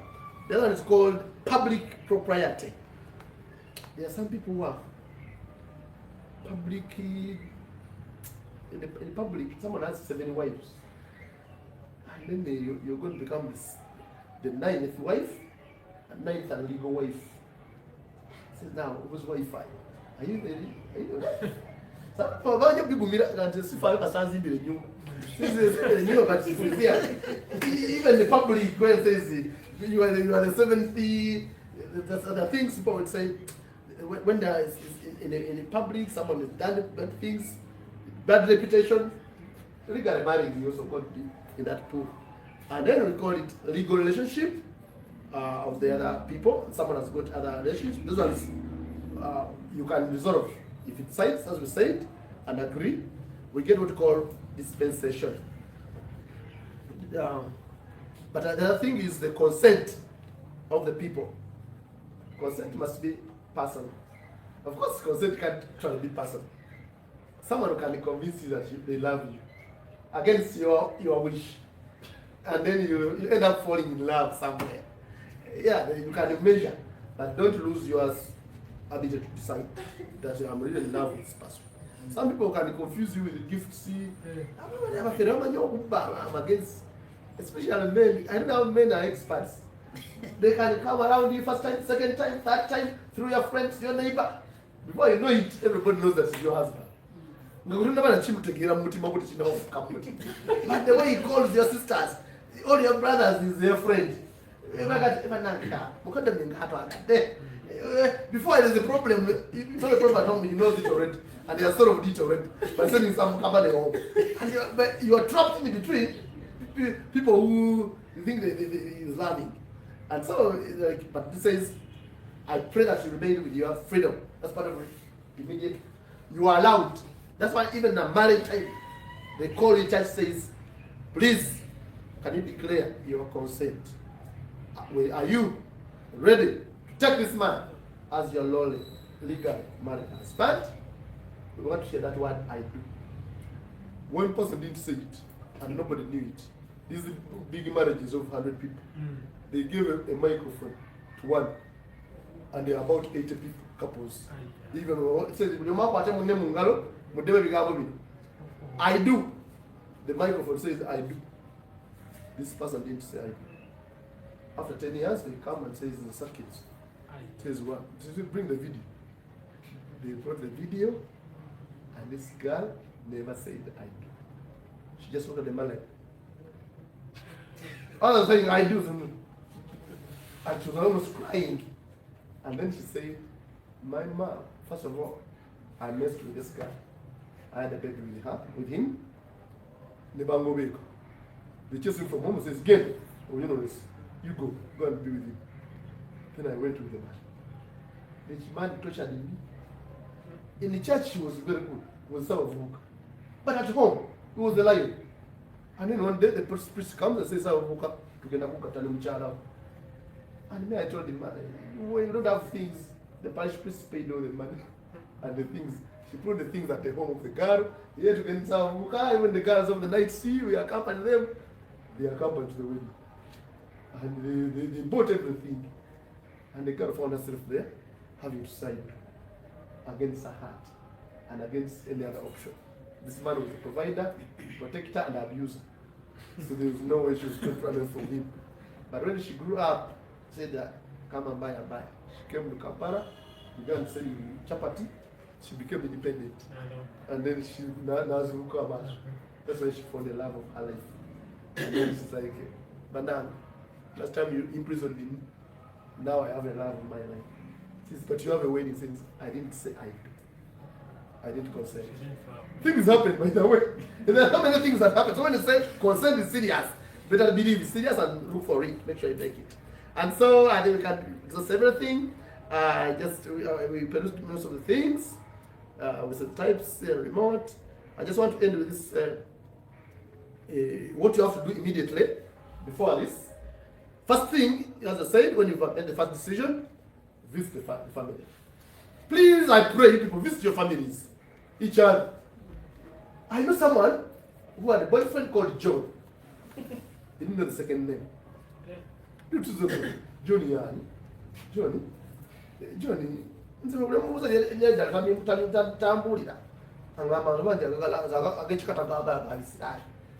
But the man didn't tell him the second name.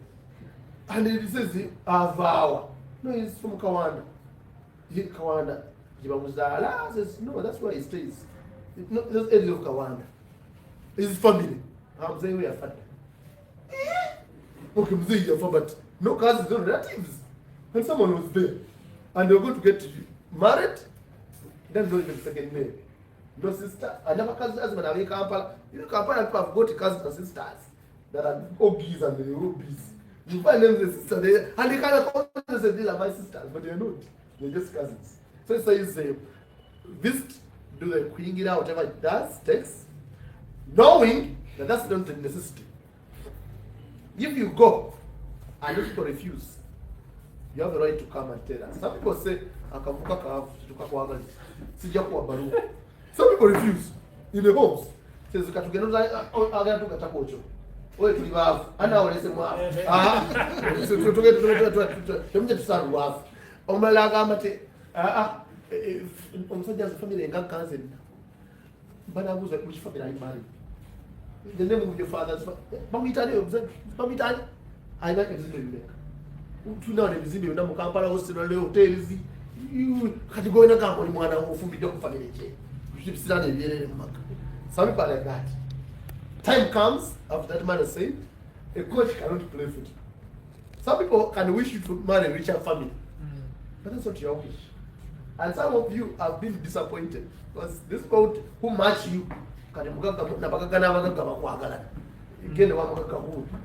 you go to this family and people treat you like a trash. They don't even respect you, and they are actually the family is becoming an impediment to marriage. If you come that case and the two of you consent, the church can marry, can wait. Because they can say to you, can say to wait. Ogambotya, Muganye, Mukali Mzee, one more chance. Is it true? These people are two hearts. The church normally helps, the Jana. But the culture must be respected, the family must be respected as a principle. Then we have the church bands. You have to take bands, the announcements to your family, home parish, where you stay, and where I've lived for more than 6 years, 6 months. We call that residence. So you don't take only one, you take two. Where your family origin, to the church where you're baptized. Even if they don't know you. Says, but this child, what are you? To my name is day. Some people deceive, say, when they have big things there in their homes. And then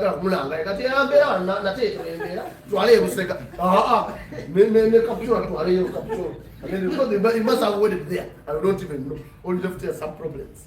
Part of the bands actually for your good. Some people think, I don't know who else is going to help you? It's on your chest ever. Then attending these Tuesday classes and the Pre-Cana conferences. Thank you for attending and following. These things look like nuisance, but they are good. And you know, and I like this Pre-Cana thing. It's not the last moment thing that you are doing. It's something that you can think, reflect, and make a choice with the information. And it can help you to even if you can even go back and say to your boyfriend, but you know, what is your HIV status? Father told us a story about HIV things. Can we find out? Most churches now, it's a requirement, not for the church, for both of you. So we don't ask you to bring us the results class, but we ask you, do you know his status? Don't say, we have only been sleeping together. You know. Otherwise, sleeping together when you're all sick, you might have remembered something also. Even if you're together, it's infected. You might change something. Or you can change your decision when you're informed. Don't want to be surprised, including the checks. Then, sacramental preparation of with the confession, with the prayers, spiritual retreats. If you're journeying with somebody, especially when their faith is a little bit less than yours, encourage them to come with the of faith. Some people are dating people who never go to church. We shall meet the evening, but never same. It was to church. Church. I go to cast the king at meeting. Doesn't go. Since we go gaze, anyone is started from church. The other person is not walking. As you walk the journey of love, walk the journey of faith together. Because it's going to be 5 commitment also. The more you work together already at the stage, the easier it will be. That's why I say, don't presume. But now I'm from Jambu Chusa. But I'm going to Jambu Church. Church. You come, even you don't have to be at the same spiritual level, but just encourage them and move together to God. And finally, you have marriage witnesses. It's a condition for valid marriage. Don't say, by the way, you are allowed, it's allowed, that you have a private wedding in the sacristy. But there must be 4 people. You the 2 witnesses, and the priest. 5 people at least minimum. If you have to do a private wedding, there must be minimum 5. Don't come with 2 and say, Father, to say, if you cut a man one. I want some witnesses. Otherwise, if I can also be arrested and say, why did you wed them with 2? Who was there? Who else was there to witness that marriage? So some must be there. Because the prayer says, I call upon you, people present, and the minister of the church, to witness that I take this person as a person. So if there's nobody there, it's invalid. It has no canonical form. That's the canonical form. And it's important, and those people must sign somewhere that they have been around. Because some people turn around and say, I'm near you. Man, but things happen. Someone who comes after 20 years and says, this is wrong. Says, yeah, in this church. That's why we take even pictures. But someone take a picture and says, I will probably you're not from the church. This person. This I've never married. So when things happen, when things are okay, you must be prepared. Then finally, after the marriage places must be a gazetted place. There's a new trend which I pray people don't follow it, of wedding at beaches. And someone tells you, church together venue together hotel, over to get here. For us as Catholics, we're not allowed to come. And legally in the church, in the state, you can't go to that place until you've got permission from the URSB and the judge who gazettes that area for the time you're going to be there for the wedding. The time of the wedding, if you say at 2, he gazettes it at 2, that hotel is going to be a valid place for marriage. After 3, it's not. If you go after that, your marriage is not valid, even the state. But for us in the church, we don't accompany to that level. We love you, but if you come and tell me, Father, you're going to marry at Gaba Beaches, Manyati, 360 degrees hotel, we are going to wed there, that's where it's open easy, we are going to put a church there, and then so that people don't waste time. That means you understand why you are married. If you're going to a sacrament before Jesus, why don't you come to your church? Of course, some people have a problem with mixed marriages. Someone says, me, I never enter Catholic church, not even at my wedding. I will never. Then don't marry. If you still never enter Catholic church, not even at the wedding, then this might be. You can't.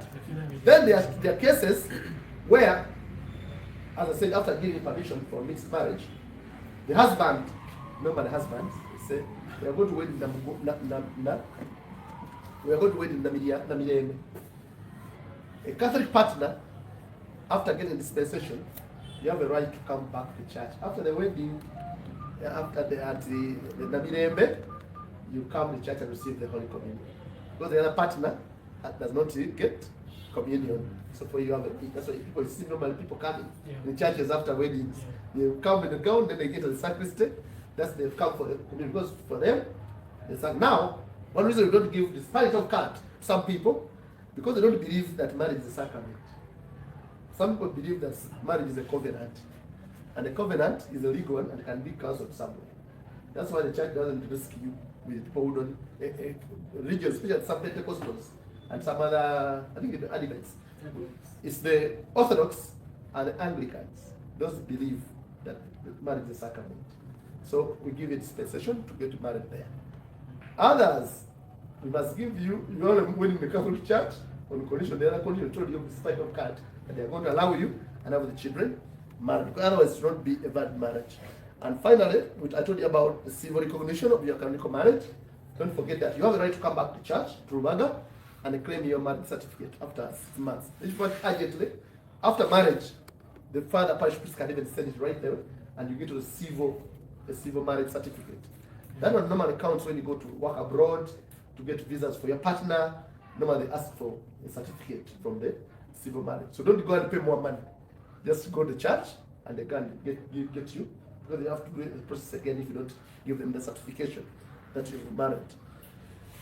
Dear friends, I think we are going to have another series of catechesis on this, but I just want to thank you and pray that as you witnessed and shared, I appreciate that marriage is a vocation to holiness.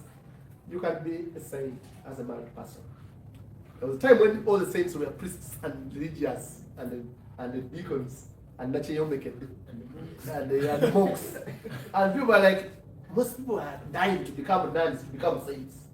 And they say, you know, those saints who Saint Teresa, they cried, says Manang, I want to be a nun. He says, no, you can't. I want to become the saint. And now we have saints from all over the place. And of course, recently, the mother of Saint Teresa of the Child Jesus was also declared a saint. She died when Saint Teresa and the other sister were still little girls. And she taught them faith so much that the faith she taught them brought them up as holy girls. And they became saints. Even their brother became a religious brother. But they grew up with a daddy. So after canonizing the two girl sisters, and the father who stayed as a widower, he became a saint. A cause was made. It says, this woman who died young, when the kids are young, but instead faith in these girls, was part of the circle of holiness in the family. So now the whole family is saints. Wow. The mother is a saint, the father is a saint, and the daughter is a saint. And the family is a holy. And that's what the family is a holy sanctuary. Anything else that happens in the family is the devil's work. I want to assure you, the devil doesn't want family. Because when the family is strong, that is strong, the church is strong. Someone made a joke that says, if of these three things, if you want to destroy the world, what do? One, you make a nuclear bomb that's going to drop and kill the whole world. Two, you kill all the children in the world. Three, you destroy the family. Which instrument can destroy the world faster? One, you make a nuclear bomb that can destroy the whole world. Two, you kill all the children in the world. Three, destroy the family. Which is the easiest means of destroying the world? Destroy the family. Why? It's the center of everything in the world. Everything else. Yes, because if you make a bomb, no stupid man can drop a bomb on himself. You make a bomb to kill Russia or to kill you. You can't kill your family. You drop them unless you're mad. You will kill all the Russians, the Ukrainians, but you make sure your family is spared. If you kill all the children in the world and leave the family, the next day everybody will be in a labor ward. And after 9 months, they will cry and say, they all reproduce. If you destroy the family, it's all finished. The nuclear bombs want to be made, the children will be born, and they will spread and the church will be destroyed. And that's what the devil is trying to do. That's what Pope says. Please, our young people, believe that God is still alive in the family. Believe that family is beautiful. Believe that whatever has happened and will happen, nobody is going to touch the power that God put in the family. God is going to bless and protect it. Some things will go wrong, but like this man has said, when the first half is bad, you wait for the second half. If the two halves are bad, wait for extra time. God will not leave us before extra time comes to save us from that situation and bless all those. I want to pray for all the matters. You know, being a family man, only a woman, means you matter. Those who are here, you can confess and you know what happens. But there's no better thing than that matter though. I want you to live long enough, I pray, because you are married. Live long enough, like my father and my mother. My father married when he was very young because he finished TTC. I told him you are below the age, but he was in the canonical age. He was 17 years. When he finished TTC, to get a job in a Catholic school, he had to get married. So he had to look for a wife in 3 weeks. Oh. And in those days, they were hunting wives everywhere. The aunties had got wives already. And so whom did I hunt? My mother had a problem. She wanted to become a nun. And my grandfather said, you're my eldest daughter. Instead of getting chicken and the things, you're going to become a nun. Stop studying in the schools. So we got her from a nun school and took her to an auntie somewhere near where my father was staying. And told the auntie to look for a good husband. And guess what? When this teacher came out and saying he's looking for a wife, the first catch was my mother. She was a very beautiful wife, beautiful young girl. I told her, you must have been 12 years. When she looked, she said, no, I finished junior. I was 16 years. But she looked like young, 15 something. And then within the 3, of course, they prepared her. And the priest was very good. He made sure he does Pre-Cana for 2 years.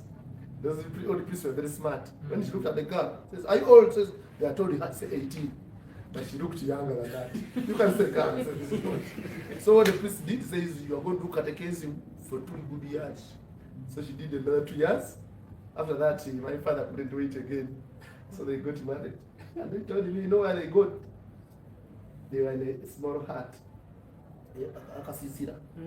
Because the dad told him, you can't marry from my house.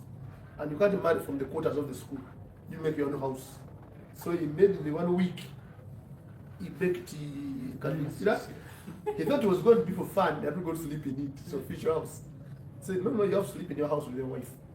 So my mother says my honeymoon was terrible because the bed was made up of wood, and then we were this thing went to the corridor, and I didn't know what to do, but then I had to be near my husband to get some warmth, and that's how the honeymoon went for 3 days before they would go to teach the school, to go to school, and says we had to, as I said, I had to dig to look for things, and then she kept giving birth to many children. Because her job was to produce. And then she had almost 12. 12 is a football game, football match. And the referee. And then they told her to stop giving birth. And then she stopped. But of course, it was with family planning. And after 2 years, she found herself again pregnant. And the nurses told her, you know, this child is producing, but dad, or you will die. You old people, at that age you are going to die. Or, normally, you can have like a dusu, the head might be like a crooked head, and a stupid wenge. You can get off this one. So instead of going to the nurse again, she went to the parish priest and said, Father, the doctor says this and this, I'm going to die. And then the parish priest just said, you know how many people have come here praying for children? You want to kill the other child when the other people don't have any. You go to this prayer of St. Joseph, and St. Joseph was the midwife of Mother Mary. You know, St. Joseph was a midwife. Yeah, Mother Mary was with Joseph in the Kira, you remember? In Bethlehem. There was nobody else, only cows and him. So he had to maneuver things. And says, you pray St. Joseph, will help you give birth. So she gives birth and prays and prays. And when the baby came out, she looked at the eyes, whether they are going to be, eyes were good. And the head, whether it's good, the head was round. She looked at whether the flavor was coming. She's okay. They said, Joseph, thank you. And they gave the child the name Joseph.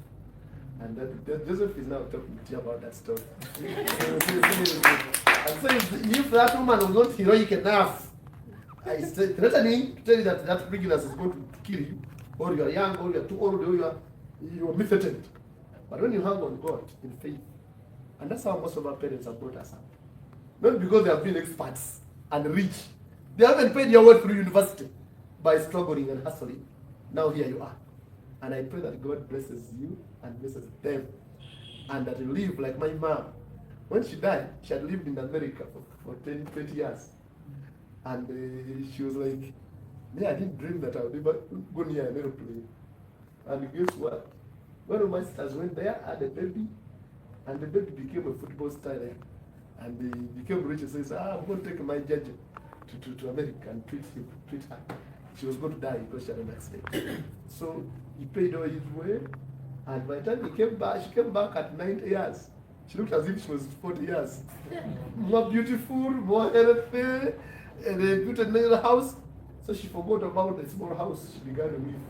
Because when she died, she had running water, she had a car around, she had no AC. but things were much better, like say, the extra time than they were in the first half of the marriage. So when the first half is bad, when things look gloom around you, believe in God. If He calls you to marriage, He's going to make a way. He's going to bring all the difficulties close, and I assure you, He's going to open the gates of heaven before you. God bless you. Bless you, Jesus. Before you go, there are some questions. Yes. The first question is someone, there is this thing we've also heard that you cannot, in the Catholic Church, you cannot be wedded beyond 6 p.m. Yes. Yes. Give us a highlight on The that. first thing I've given you about Jacob and Rachel. Someone can come wrong. People have brought wrong people by now. I take makeup. These twins, you will make up alone. The twins. Some people have brought twins and exchanged out of fun. Others have done it for funny things. They have faked marriages. But the other thing is, because you get the consent, but also we are waiting in the light. You can't be children of the darkness. Okay. Then there is a second one. First of all, someone requested that you share with us that document on the group so we can. The one that you've used to present here. Okay. Then there was one where someone asked and said that online team had. Okay. Okay. Confused to me. This one, the question is quite long. Yeah? This is confused to me. If a man says he wants to meet at first, I don't really have feelings for him, though with time love grows. So should I go to church to pray for love, or should I love him first? I think he's saying that a man has come to me, I don't love him. Should I accept him first, then go to church, or Love? go to church That's first? love. Yeah. That's interesting, man. Yes. The fact that she says those things, actually, she's all in love. Some people don't know what love is. Some people think that love is going to bed, which is that's what children do, right? You know, that TikTok guy says, your boyfriend once said, you know, the things of second, right? You think that you love me, prove it by sleeping with me.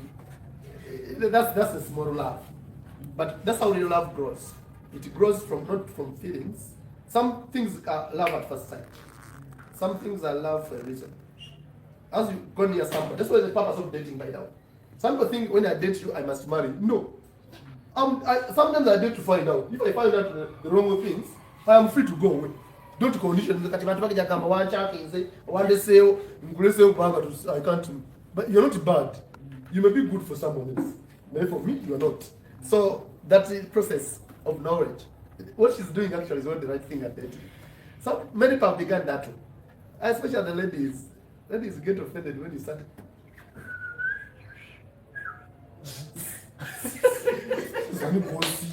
You get annoyed first. Then because no nyenge na nika sila kao. Asoke see it or you then you come on it on. But sometimes something like this. Who is that? Who is that saying? That's what's that thing. That's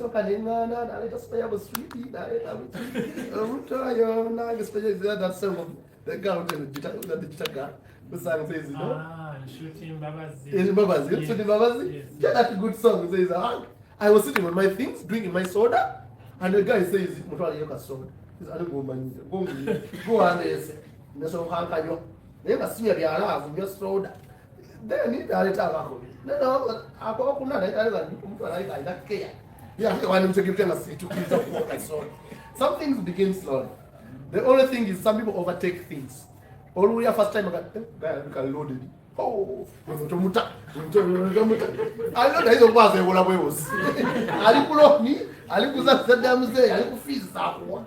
But then I go home with, and we don't with them with later. Sometimes you get it's good.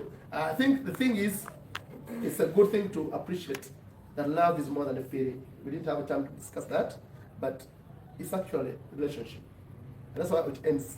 And look at another song says, Omukwano mulungi gufuka ufumbo gwe wasako etteka bw'ababiri bokka. Some people are married because they think they're disasters. Yet people, God has meant them for them. And then someone, it's a father. But someone is very rough and very, you know, these ladies who are like, no, I'm best dating. So everyone is like, never one you are finding the way the woman chose, she answers everybody. Then you find the man who's like, he was like a wife at home. Then this man's like, oh, you man, you are getting, I've never told her. Or you can't. They go and never knew. Oh, such a man, I'm going to get master. Now, Mrs. Zamaka. Now, you know, Miss Amaka now to Omazoyo. I took an apple. Then, gentlemen, yeah, I do everything. But thank God he gave me a person who can stay at home and be patient with me. I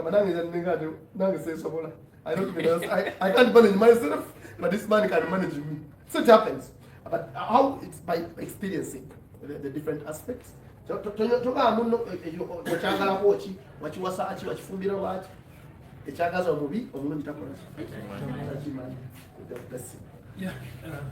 Any other questions? Yes, please. Thank you so much for now. There was a story you did use about the lady and the man. Now, the fact that the lady reversed her mind on not leaving the man, does that conflict the marriage? Yes, because it's the nature of the marriage.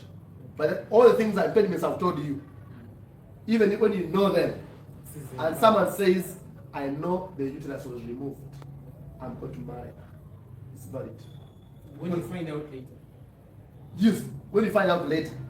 And you say, even if I found out late, but for me, so the law says you're free. You're free to choose. But when you say Nadia Kufumba or Nogwejagala, it's valid.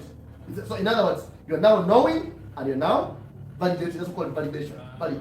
You're now validating that ndagwa mumbi naye ndakikiriza kyange kyonna kyekirakubera that's my cross, and that normally makes the perfect marriage.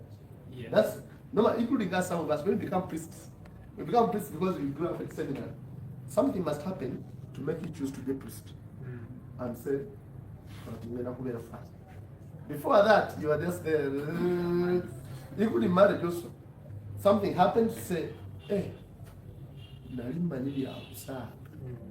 bibeera bwebiti ni mukazi mukulu ni musajja mukulu sina bwe ngenda kubigamba kansigale wano. That's real marriage, and normally it takes off a different direction, and those have been patient enough, they have overcome everything. I love people. I got to celebrate 25 years of marriage, and for confirm, and I'm telling them ibadde bichaka fa sijja kwogera ku mukyala wange ayogera sijja kuyogera mukyala yange ayogera abikubuulire. My lady smile and says, Father, yatamukamuko yalimanyi oyo yatamukamu tabali oli gomanyi okufa si wange naye tobeera naye bano naye yatamukamu. And then finally the man says, singa teyali mukazi santuusa ku nnaku.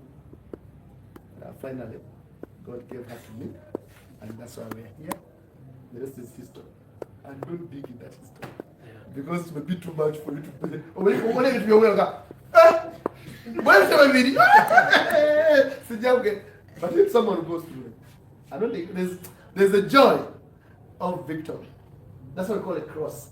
When you finish overcoming,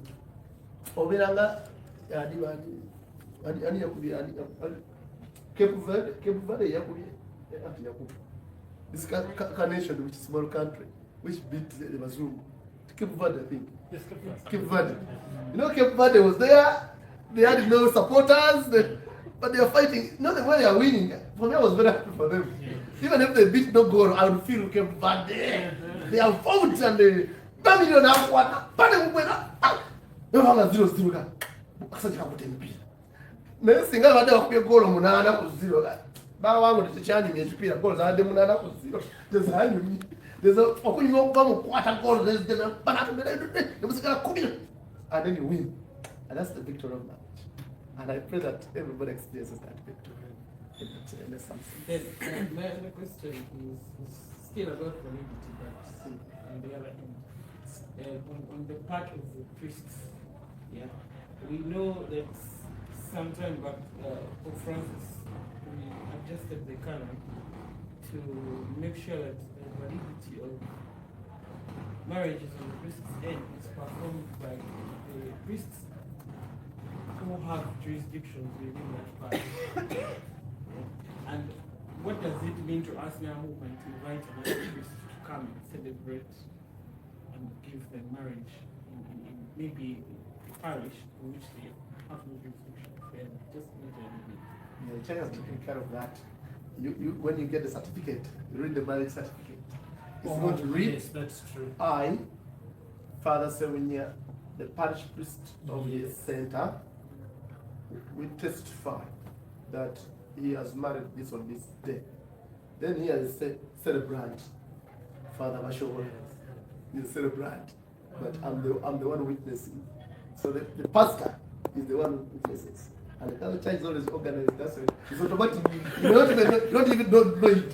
But actually, that's why you first have to report to the parish, and even you bring the bands from there, so this person can now say all the impediments have been cleared. So I have as a parish priest. So the church is solid already. So whenever you go, the parish priest now confirms. Now it makes sense. I saw it on my certificate. And you're wondering, this man who has never been there, he is the parish priest. He's the one who witnesses, the other is just celebrating. And he delegates him without you knowing. He writes a letter of delegation in the sacristy. You find there says, Father Semunia, I delegate you, Father Bashobora, to witness this marriage on my behalf. And then I disappear. That's how that happens. Thank you. Any other questions? Online team is also saying thank you, thank you, thank you. Okay. Yeah, thank you, Father. Welcome. The Lord is good. All the time. And all the time. God is good and merciful. Wherever you are, let's put our hands together for Father. Wow, what a day. Martin, you're most welcome. You've not come with your partner. But anyway, yeah, you're most welcome, guys. Thank you so very much, Father. Guys, I don't know what to tell Father. Martha, come. Okay, I know you. Let me call David Young. You come. You may want to thank Father for me because me, I've run out of words. I was enjoying the whole session. All right. I've been knocked offside. But yes. Good afternoon, everyone. Good afternoon. Yeah, I am Kasumba David, a knight of St. Charles Ruanga, and I do very many things, but to cut the short story, I am here to thank Reverend Father Joseph Maria Sevunya for the Pre-Cana sessions, and I am also here to apologize for the ones I have not been attending. Yeah. For the ones I have not been attending, you know, there are some times we run away from home, but home will always be home. Yeah. So I have been a knight. This is now my 13th year. Yes, ever since around 2013, it's 14th year. Yeah, around there. Yeah, 13th year. And I'm a brother to one of the former presidents. It's called Frederick Mugisa. Yeah, he's my elder brother. Yeah, and I'm really glad to be here. Yes. Yeah, thank you, Father, for everything, and thank you, everyone, for coming. Yeah. Whoa. 13th year. Guys, I pray you get those years in marriage. Anyway, oh, Lillian, you're most welcome. Today you've missed, but we're going to give you the full online session. You're going to enjoy it more than we enjoyed it. Yeah. I think we need to call it a wrap. We need to have a closing prayer. Wait. Guys, I hope you enjoyed, so I've forgotten the protocol. But please ensure you've registered in the book, in the SNS book. 1, 2, we continue to encourage you to come with your partners, to come with the people you're dating, to come with the people you're planning to get married to. I know, okay, some of us see this as kind of like attacking or accusing us, but who of us knew that we would learn all this today? You're getting it? You always never know what you will learn. You may see it as judging you, but who? I guess the truth is I don't have time to come and tell you who am I sleeping with? We have a lot of other problems, Father knows. So we don't have time for that, so we encourage you, please come with your partners, come with the people you're dating, come with the people you have crushes on, invite them in a Taksin Maxado way. Can tell him, come, always for a Senjagalola. But you come, always for a Senjagalola. Always for I should tell you what's it's so good when I'll tell you. Alternatively, I can tell him all what guy I'm gonna jump. When they come here, there's all the Lord does. You know, they tell us that the Lord writes on crooked lines. Okay? So you just never know what will happen, but for me as president and father and the chaplaincy, we're always here to issue way and to create the way as easy as possible for you to get married and to get these sacraments. Okay? Next Saturday we'll be back here, which will be our last day for Pre-Cana. It will be a college graduation, whatsoever. It will be a final day. We will unite it with the normal recollections we have. So it will be full recollection time, okay? From morning to midday confessions, 1 p.m. lunch, yes, so 1 p.m. Mass, then lunch. We continue, guys. Students, when they're here, they be here by 8 9 Ingiraos the Mwagara. Ever mean girls the Mwagara, nothing will push for the sessions. Father, but yeah, we told you let's be here by 8, so that by 9 we are starting. But whether it has rained or not, Maxine drops in at 11, and after Father Linda Kotoja, Kachitola Martin Wakedde, he has done Masawi, most of my changa Temuliu, Katafulu, Yakumium Sound. She has like a wedding in Pre-Cana, Japazesi, Java, but anyway, let's be here on time so that we can run through this. So next Saturday, let's be here for the final. We'll be doing family planning, natural family planning. We are bringing you an expert. You have to explain all those things, mania days, what, dealing method. You're not. They will take you through. She'll be coming here with her husband. So let's show cause. Father has promised that he's going to speak to the archdiocese so they can kind of officialize this thing. People, it's not yet official. Go and attend marriage classes in your parishes. Those of you who are planning to get married. I don't expect someone to tell Father Chaplain that me I attended Pre-Cana, so I won't come for your Tuesday class. No. Okay, this is just our one night initiative. Okay, so please, when you're there getting married, please attend those classes. Don't say we attended for the night.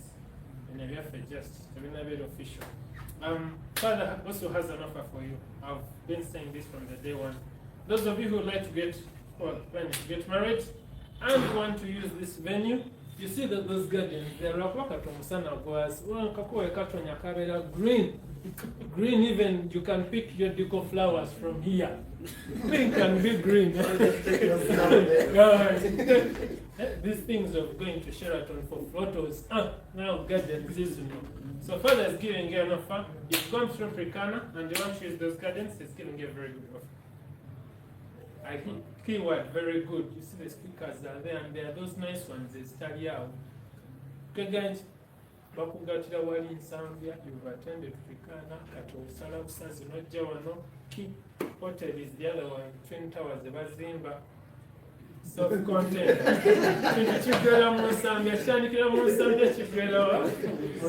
So please, let's come and use the venue.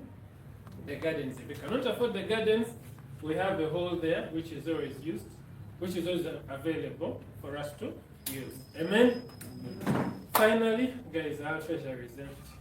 So please, before you go, I'm going to stand at that door and you give me ice cream for the apostolate. Amen? Otherwise, if you don't give me next Saturday, we are not here. I'll use my cup. What? Yeah, that's it from me. Let's have a closing prayer and Father to give us a blessing and we call it a wrap. Amen? So we stand up for the prayer.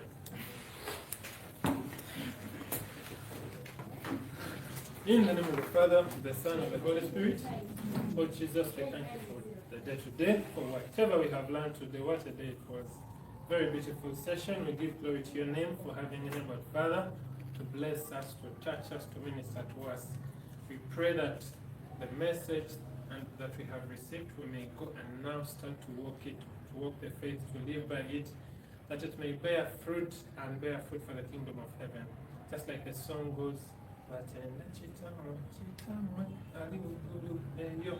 so that we can be beautiful examples to the world, beautiful examples of our faith, and that may be the light of the world, seated at the top of the mountain. We pray that we also bless those who are not here, the ones who are online, the ones who will watch the sessions on TikTok, on YouTube, and for whatever decisions they will make, we continue to ask you to touch them wherever they are, that at the end of it all they may come to you at the altar and make their vows to you, and that may lead their marriages. This is our prayer through Christ our Lord. The Lord be with you. And with your spirit. The mighty God bless you, the Father, the Son, and the Holy Spirit. Amen. Thank you very much. May God bless you. Someone asked the question I need to answer. Can you just give me a tip on conflict resolution? First step is conflict resolution. When there's a conflict, the first step is accept there's a conflict. Accept. Some people deny. And the longer I deny, the more I prolong it. 2, acknowledge your part in the conflict. Don't start saying you are right, I'm right, you're wrong. First acknowledge your part. Even not being part of the conflict is your part. If something is already wrong in your family and you're not part of it, there's a problem. Why not part of it? if there's no food and they say, why don't you? Why? If someone is annoyed, there's that little part. 2, 3, look at the other person who is the guilty person like a person. Sometimes when someone does something wrong, he looks like a devil, looks like a pig, looks like a cow. And you even tell him, you cow, you pig, you stupid, you harlot, you thief. The mistake doesn't become a person. It's a big mistake to turn the human person before you into the mistake they have committed. It's wrong because they are not. 2, it discourages them from even becoming the person you want them to be. It's very discouraging. It feels like you have given up on them. And when someone you love gives up on you, especially ladies here, please, I pray, you are the makers of your man. The man is as man as you believe in him. The man you say,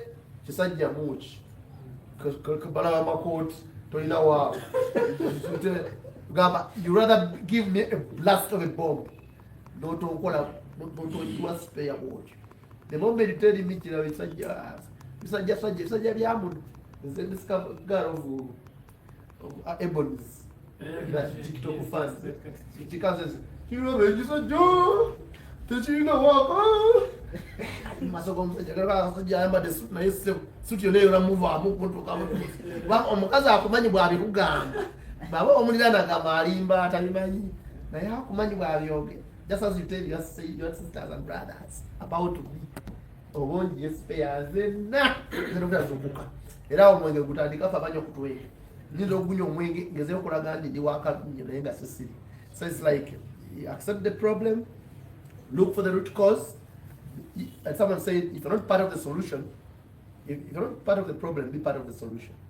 And if you're not part of the solution, you're part of the problem.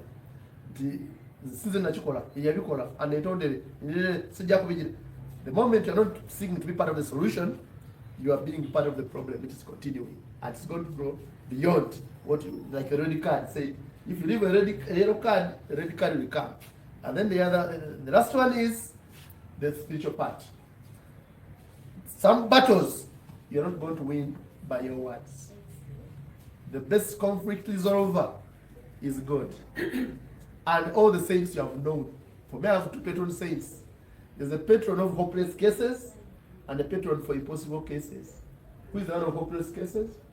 Saint Jude Tadeus. Is the one I leave the hopeless. There's some places which are hopeless. Like a child, so you can win them. Very soon. That one goes to St. Jude. If it's impossible, you go to St. Jude of Cassia. That one is the one who does the impossible. I got it. That's what I could choose. The idea is, you don't believe that saints do that. The intercession through God changes. Nobody cannot change. But they can only change for better or for worse. Today I just got out of water because I'm not going to leave. Next time we go to vow. That's the principle of what I do to other people. What I want them done to me is what I do to them. If I want people to forgive me, I forgive. If I want people to hurt me, I hurt.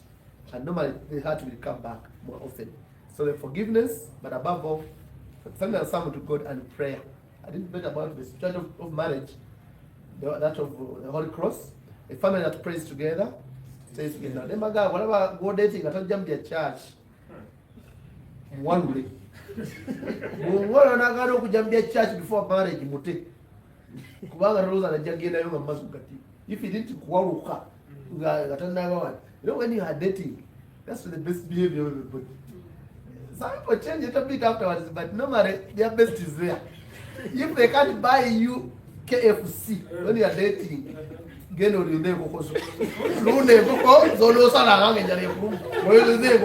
is no way. Go to our cameras of what's I'm running with KFC.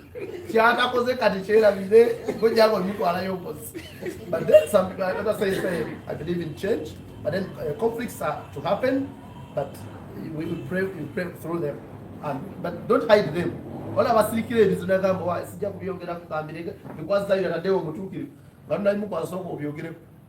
deal with the problem. Otherwise, the ladies are very good at that. You tolerate the first mistake, second mistake, and then money that you because you don't open up, tell me, let's talk about this. And then men, when I say let's talk about it, I'm not challenging the authority. I'm saying, do listen to me. Let's create a time of talking. As people, as mature people. Together, not you want about the castle or choosing out, the castle do something to you. You can say, I don't know what quote you are. I don't call constantly. Well, I might have a cortical marker. But I want to come here for Timon. Get up with Ram. I choose them. Well, again, I'm gardening. Well, I'm getting out too. But I'm getting out. I know for psychologically. I walk again. I'm children, go back, go to your room. Daddy, come here. Bring the water.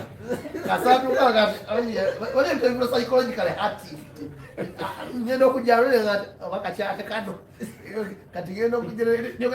so I'm just going to criticize. And someone said, always look for a constructive criticism. When you say we say with God, but there's what you call constructive criticism. And some ladies are very experts at that. As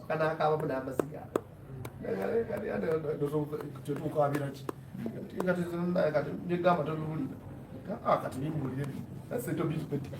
Now, the way I will tell you the delay, you know, like the dialogue of dies before I now go Casukana and Yokasukira. Now you know what on a party or Hola. And now we've done with Antigua country. Because you're going to kill him now. You really want I take a point to you. Really. The point is Galawano, I hate Lola, and I don't sort of seat. So, but if you accept it, And at the end of the day, say, let's end with a prayer of our Father. Forgive us our trespasses as we forgive those who trespass against us.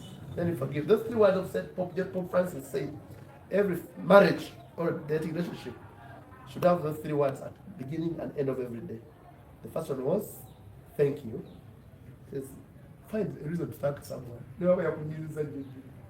I just thank them for being there with you. Thank you. Ekyokubiri yagamba, sorry. Say sorry. That man who said, yagamba mutabani we yakoma namugamba, I want to marry. Namugamba, first says apologize. Muzekati muze nkoze ki. When do you apologize? Says, genda. Then he came back and says, Daddy, I told you introduction here too, say, I want to say sorry. He says, I'm not. The third time says, if you want to get married, say sorry to me. And they, mzee na because he calls sorry. Wakati gendo fumbini. Gendo wase. Mugamba why? Is in marriage, sometimes you have to say sorry for no reason.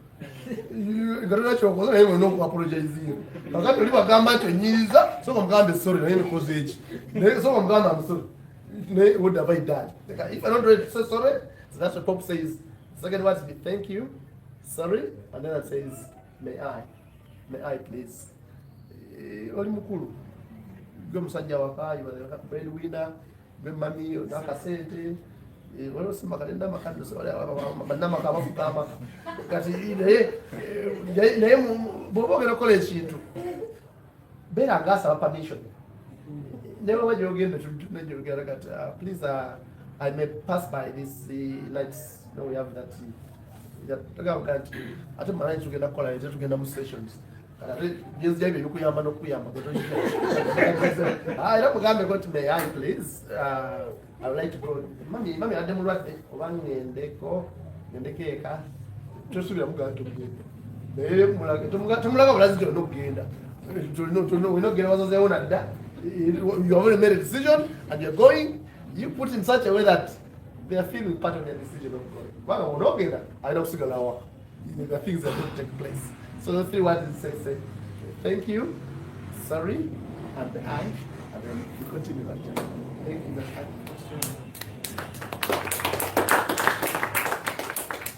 And the people who have come early, Florence and